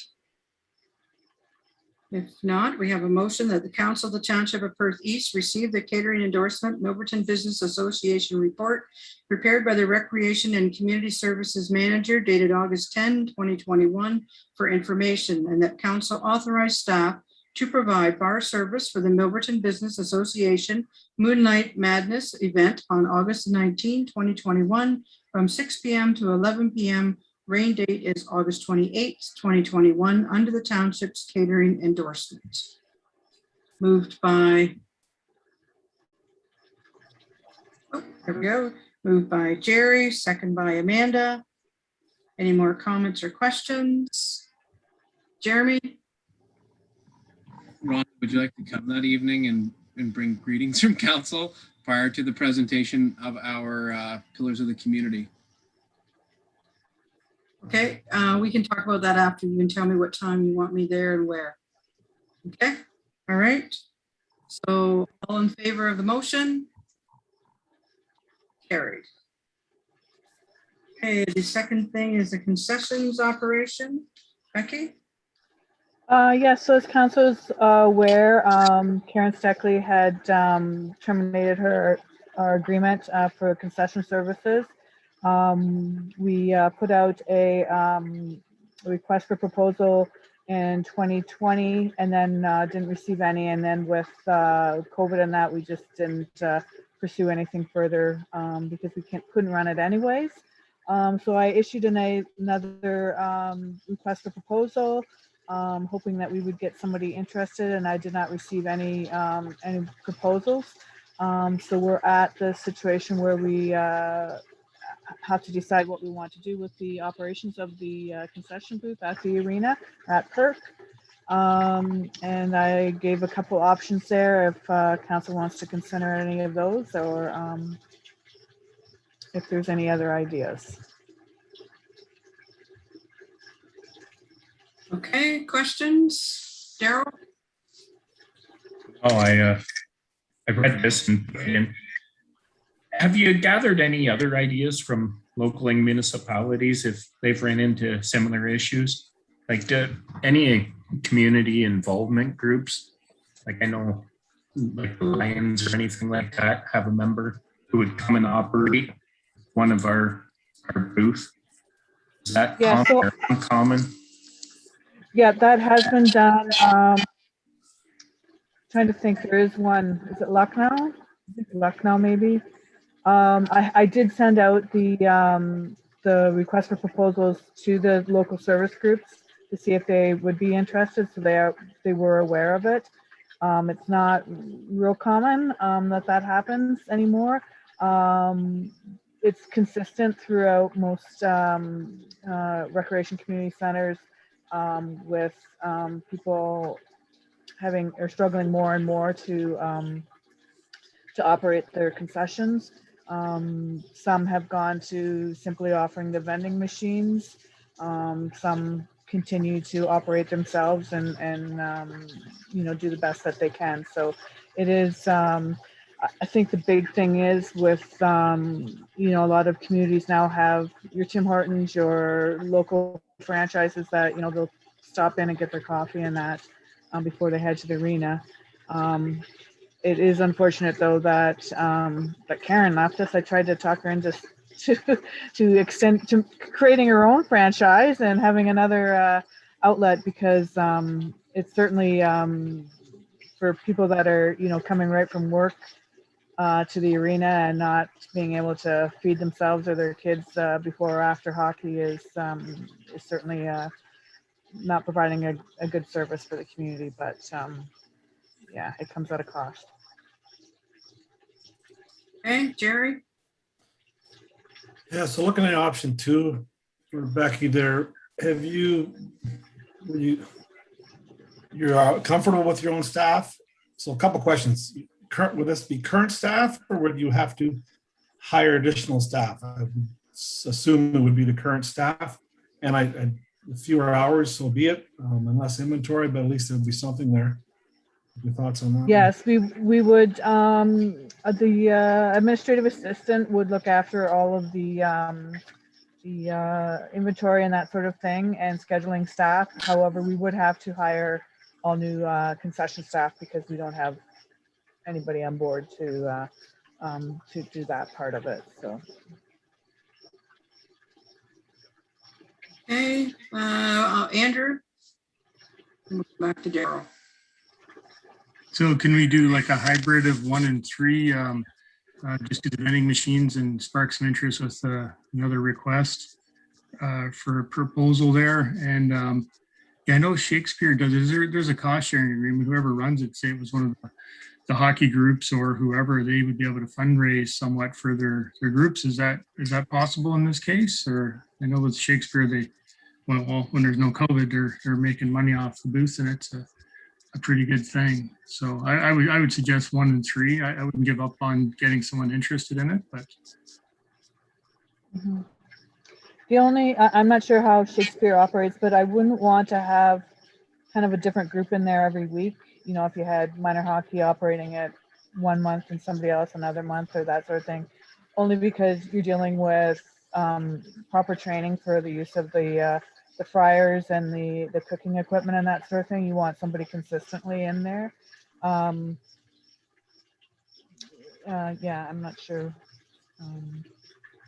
We can certainly issue another RFP. Yeah. Sorry, Becky. Sorry, Becky, go ahead. I just said we can certainly issue another RFP. That's not an issue either, so. Okay, Daryl? No, you get into your food handling certificates and administration too, and we have to keep that in mind. If the township gets involved, you have to have people up to speed on that stuff through the health unit. So that's another, another step. Hey, Jeremy? Yeah, proceeding with option 3, what kind of license requirements are we, like licensed requirements? Is this like it when you're serving alcohol in the facility, you need to have food available?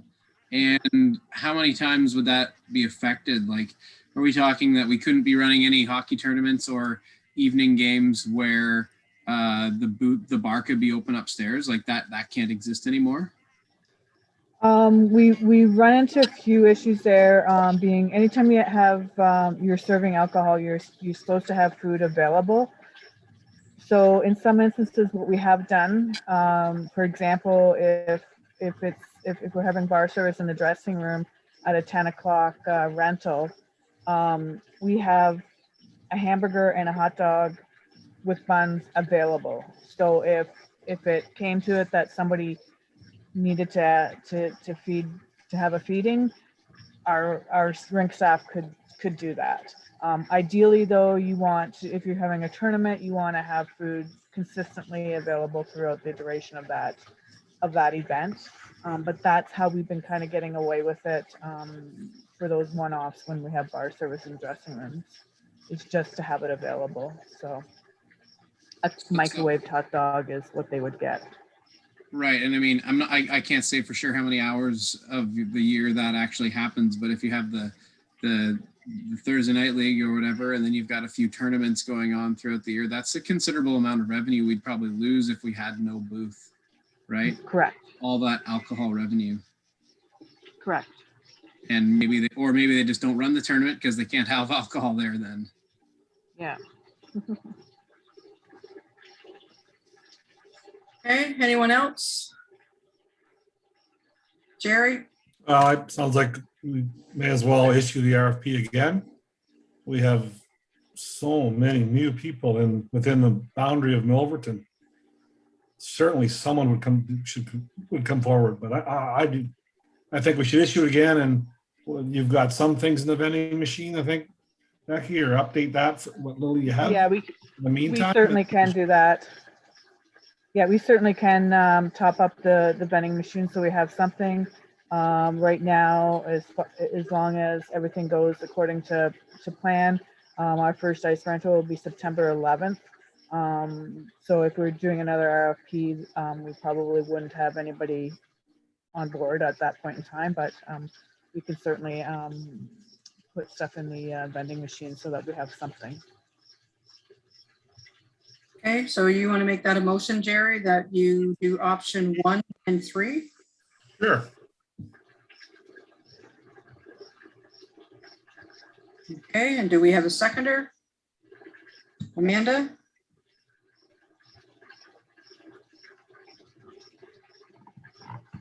Okay, that the Council of the Township of Perth East received the Perth Concession Operations Report prepared by the Recreation and Community Services Manager dated August 10, 2021 for information, and that council directs staff to, number 1, issue an RFP again, and number 3, offer vending machine service only. Oh, I'm sorry, and offer vending machine service. You don't want the word only in there, do you, Jerry? No. No. Okay, so Jerry moved that, Amanda second. Any more questions or comments? All in favor? Carried. Okay, then we have the pool pump house and the pool system review. Okay. Yeah, so there is cracking occurring in the pool pump house. You can see in the photos that I've showed, hopefully they're big enough that you can see that. So there we've got the 2 huge filters, and then underneath them is cracking in the floor. So it's settled maybe about half an inch or so at this point. The issue is if it settles further, then all those black, gray, whatever color they are, pipes, it can jeopardize their well-being and then have further issues. We believe what has happened is that water is getting underneath the facility, underneath the pump house itself. And you may recall that we had some leaks in the piping that went out under to the deck as well, which this water could have affected that as well. So what I'm proposing is that we have an investigation done of kind of the whole situation, see where we're at. They'll provide us with recommendations, and we could go from there. There is money in the pool reserve, and I'm recommending that we take the funds from there to have this study done. Okay, questions, Jerry? Yeah, so you know that it's failing. I'm just curious as why and maybe there's a good reason why you would spend 10,000 to have it inspected and reviewed when in the end we know we're going to replace it more than likely. That 10,000 could just go towards getting it fixed. That's just a concern. Yeah, so what they'll come back with too is because now like the filters that we have now are no longer available, or it's not something that they would probably recommend to have to use again. They would probably recommend to replace them. So the whole thing is like, can the damage that is done be repaired, or is it something more severe where we have to basically take the whole pumping system apart and start over again? So that's kind of where the review comes in, is kind of to determine the depth of the damage that's done at this point in time. You know, there is an opportunity that we could, it's like I'm not exactly sure what it is. It's like they spray something underneath to raise it, but that would just be maybe a quick fix type thing. But it once they did their evaluation, they could say whether or not that would be suffice or not, or whether it's a matter of gutting the whole thing and starting over again. They can also take a look at it too, just with regards to the request for the splash pad, and just kind of add that in there as far as if we were going to do a splash pad, this is how you would hook it up type thing, and just put it in the recommendations type thing. So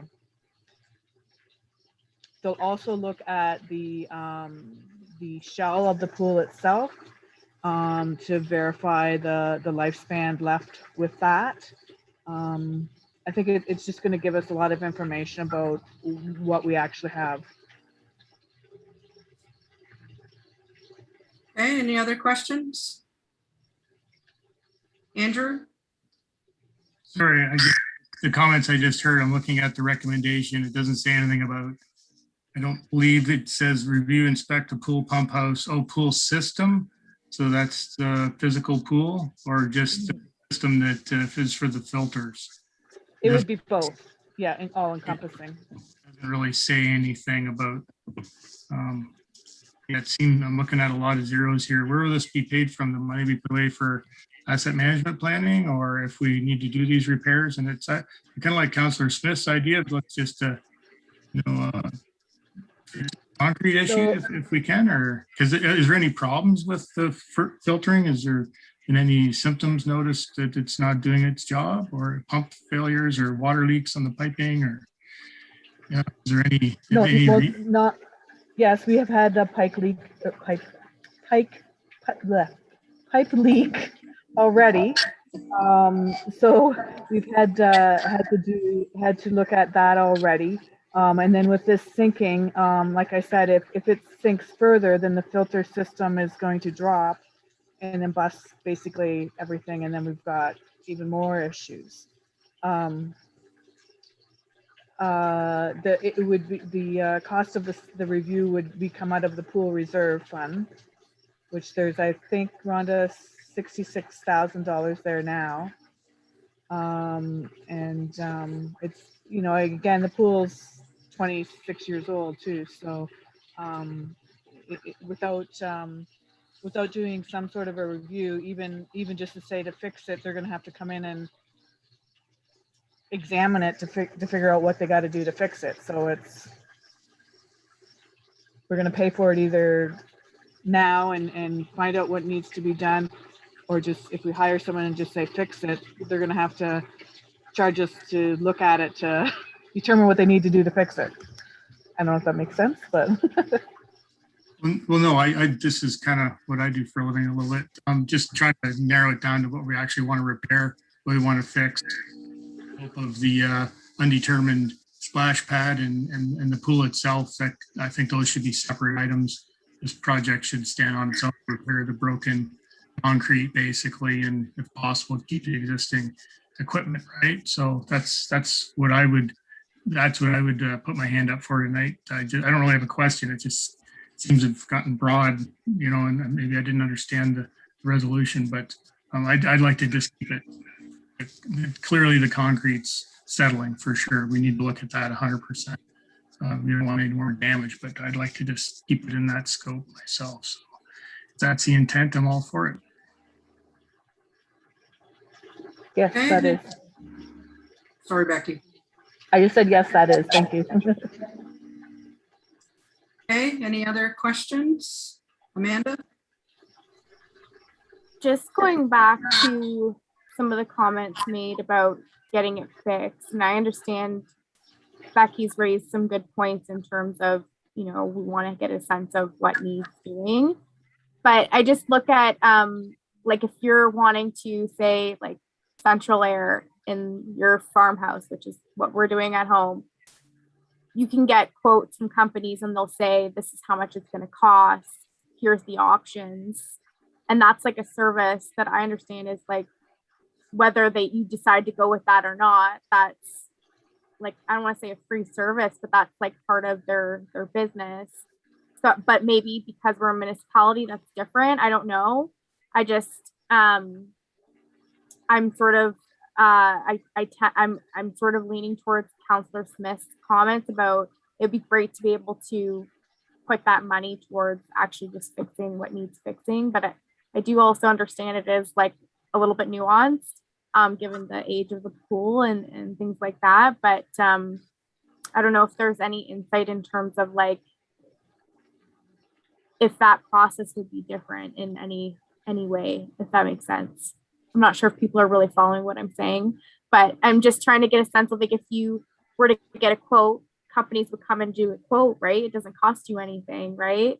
And they can say, hey, this is what's going to be required. Yeah, other than the fact that I don't know what needs to be required. Right?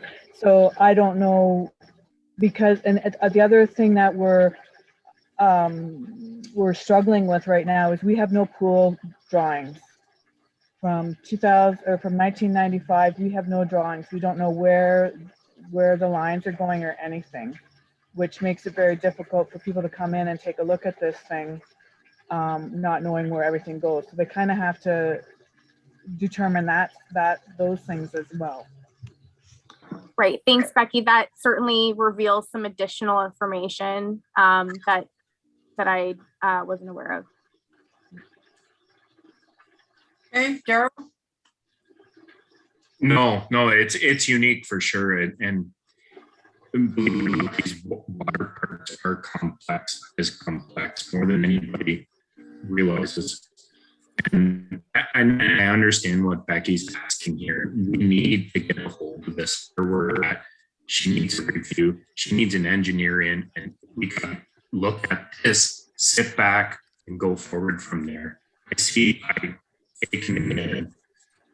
think exactly what Becky's asking for is what we need to do at this point and get a hold of where we're at.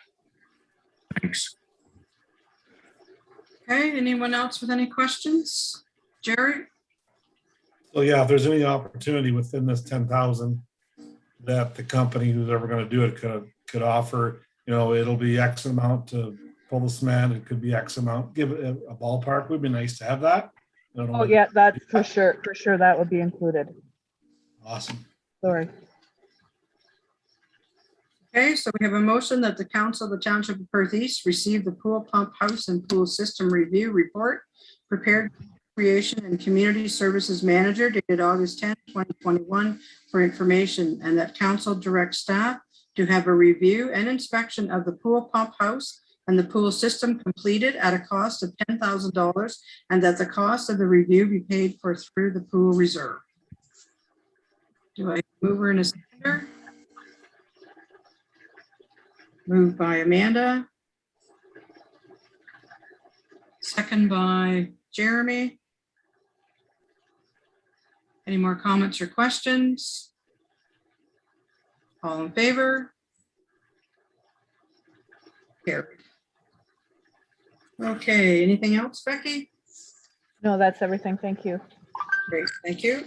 We have nothing from fire. We have 3 pieces of correspondence, and the first item of correspondence is from Betty Ann and Ken Mayberry, and they're residents of Carthage. And what would council like to do with their correspondence? Comments, Jeremy? Yeah, can we refer to staff for a report? I'm not sure what staff's going to bring back, Jeremy. Do we have any recent traffic counts on that road, or do we have we taken a look at speed on that road? Do we have any the availability of any of our radar signs, things like that? I think would be prudent. Have you encouraged these people to call the OPP? Yeah, they've noted to me that they have called the OPP in the past. Okay, Hugh, you want to say something? Is that our road or is that the county road? I believe that's a county road. I would suggest that we send a letter on to the county, like get it put on their agenda. Because if it's the county road, there won't be much we can do about it. It'll have to be line county. This is line 83 they're talking about here. Oh, okay. They're caught east-west sign, not north-south. Yeah, oh, okay. East-west. Sorry. Yes, Okay. 131 is a county road and 83 is Perth East Road. Sorry. Jerry? Yeah, at first I thought it was the 131 as well. I was through there today.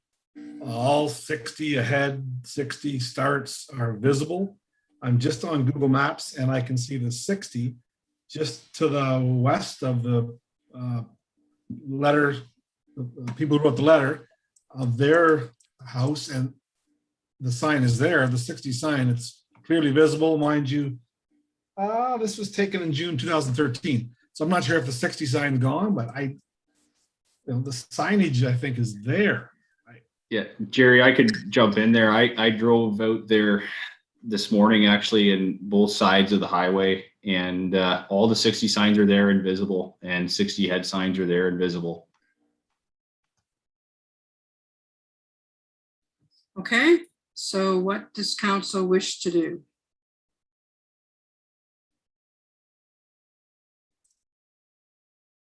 Jerry?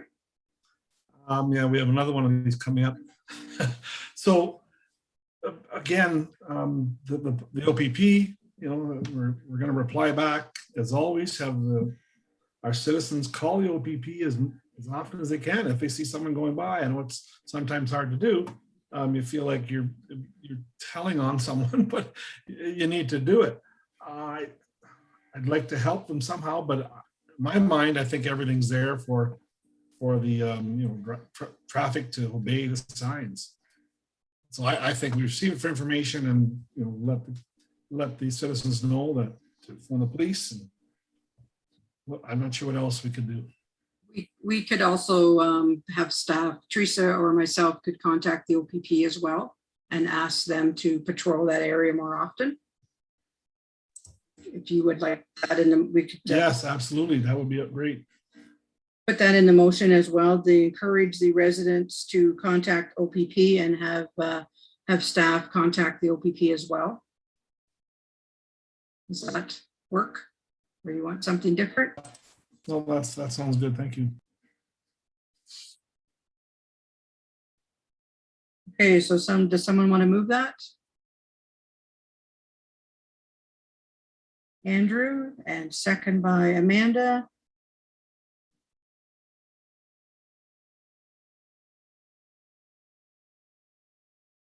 So the motion is that the Council of the Township of Perth East receive the correspondence from Betty Ann and Ken Mayberry, residents received June 17, 2021 regarding the speeding concern in Carthage for information, and that we encourage the resident and to contact the OPP, and we'll also have staff contact the OPP.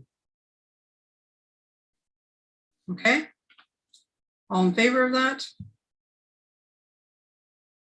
Carried. Okay, the second piece of correspondence is from the Federation of Agriculture, from President Sarah Wood. Is there anything council wishes to do with their letter? Andrew? Yeah, I don't see them asking it other than just be cognizant of our farmland. So I don't, does anybody else see a request for a response on there? I don't. I would just say receive for information unless there's a request. I don't believe there was a request for anything. So do you want to move that, Andrew?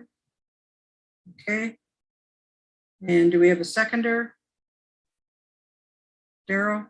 So the motion is that the Council of the Township of Perth East receive the correspondence from Sarah Wood, President, Perth County Federation of Agriculture, received July 30th, 2021, regarding protecting farmland in Perth County for information. Any more questions, Andrew? Oh, you're ready to vote. Sorry. All in favor? Carried. Okay, and the third piece of correspondence we have is from Sherry Gilbert, and she's a resident of Melverton, and she's requesting to have stop signs erected in different areas along Pew Street and Mill Street. What would council like to do with this report? Jerry? Yes, so I mentioned this, I believe it was the last council meeting that some residents are concerned. I noticed some of the spots, the intersections that the resident has requested. We may or may not be able to, but I think it's worth having a staff report.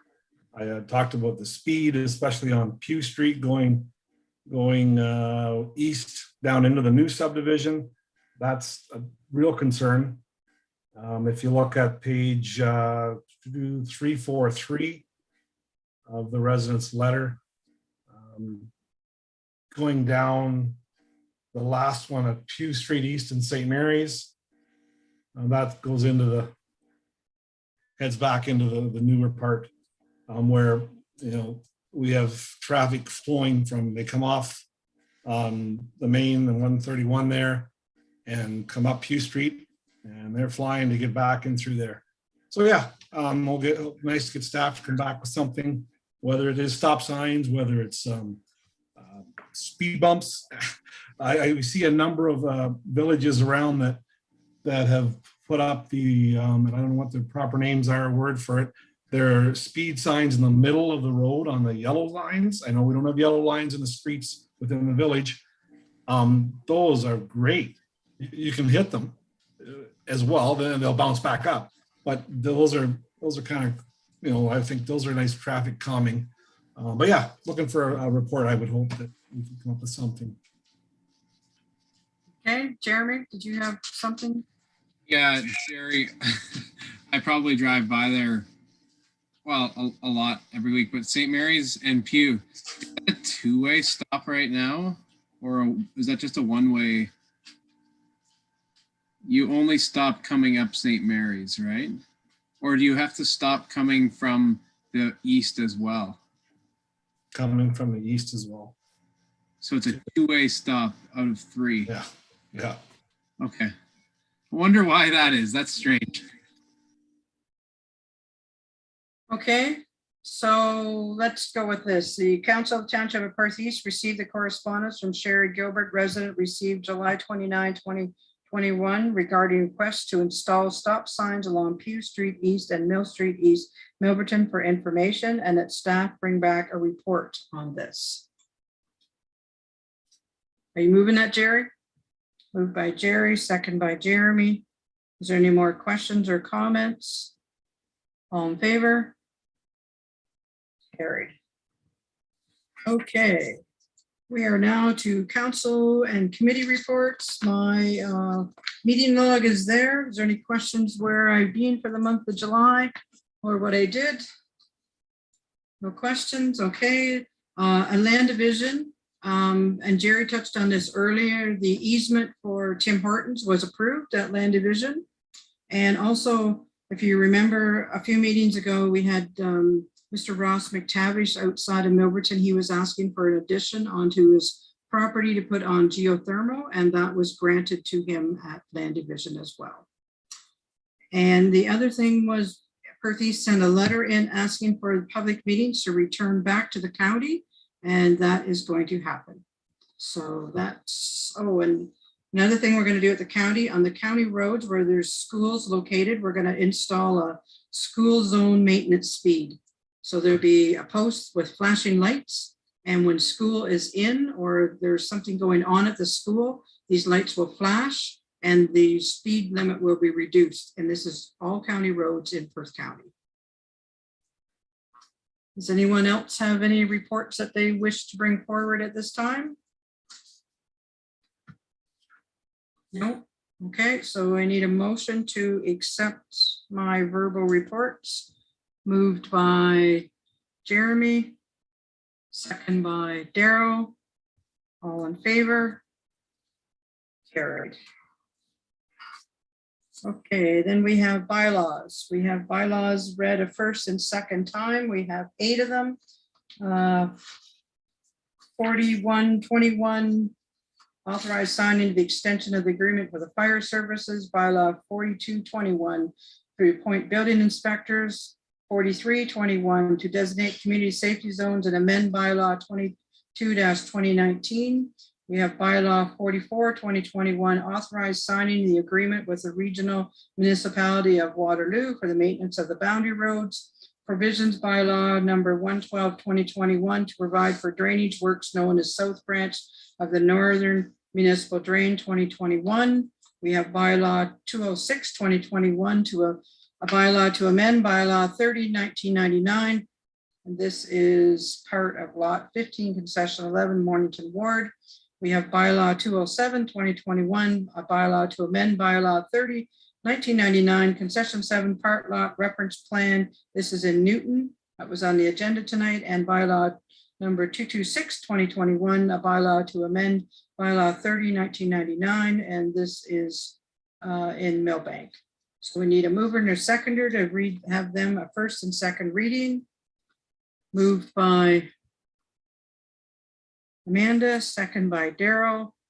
All in favor? Carried. Okay, then we have third and final reading of bylaws. We have 9 of them. 4121, that's the authorized assigning the shared fire services. 4221, authorized building inspectors. 4321, designate community safety zones. 4421, 2021, signing of the agreement for regional roads with Waterloo. Provisional bylaw 106, 2021, to provide drainage works for the Miles Schaefer Municipal Drain in Southeast Hope. Provisions bylaw 107, 2021, provide for the drainage works known as the Stock Municipal Drain in the Ellis Ward. Bylaw 206, 2021, to amend bylaw 30, 1999. That's part of lots 15, concession 11, Mornington Ward. That was on the agenda tonight. 207, 2021, to amend bylaw 30, 1999. That's concession 7, part lot 9 in Newton, and bylaw 206, or pardon me, 226, 2021, to amend bylaw 30, 1999, and that's to do with Waterloo and John Street in the Mornington Ward in the town of Millbank. Wow. Okay, we need a mover and a seconder. Moved by Andrew, second by Amanda. Sorry, I looked down when I should have looked up. All in favor? Carried. Okay, so we do have a need for a closed session. So with your permission, we will move that down in the agenda. In the meantime, we will go to, is there any notice of motions? Is there any new business? Announcements? Sorry, Rhonda, there'll be the 2 motions from our delegations for new business. All right, sorry.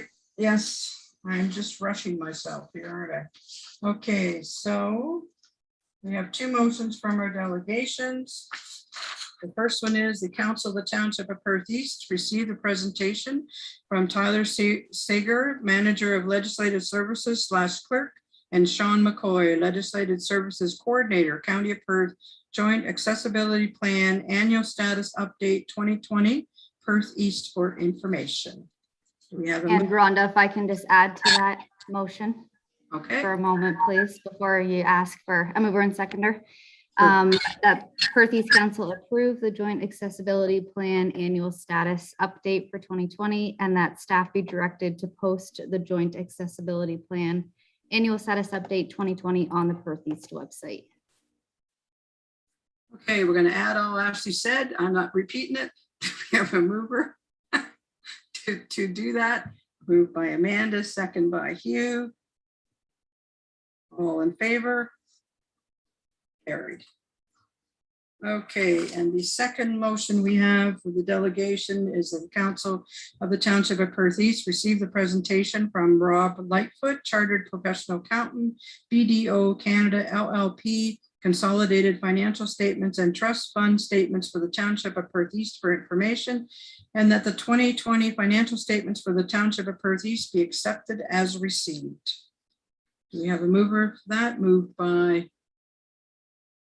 Andrew, second by Jerry. All in favor?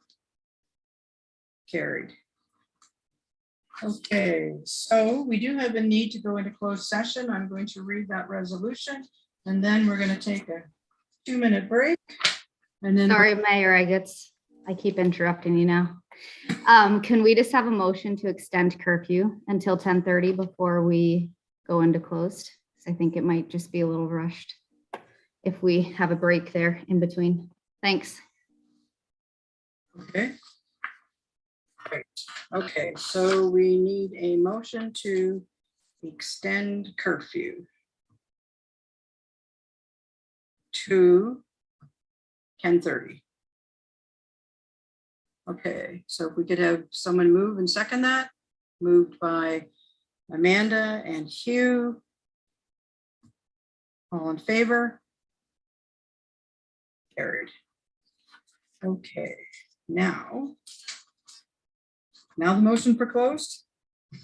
Okay, at the regular meeting of council of the Township of Perth East be temporarily adjourned at 9:44.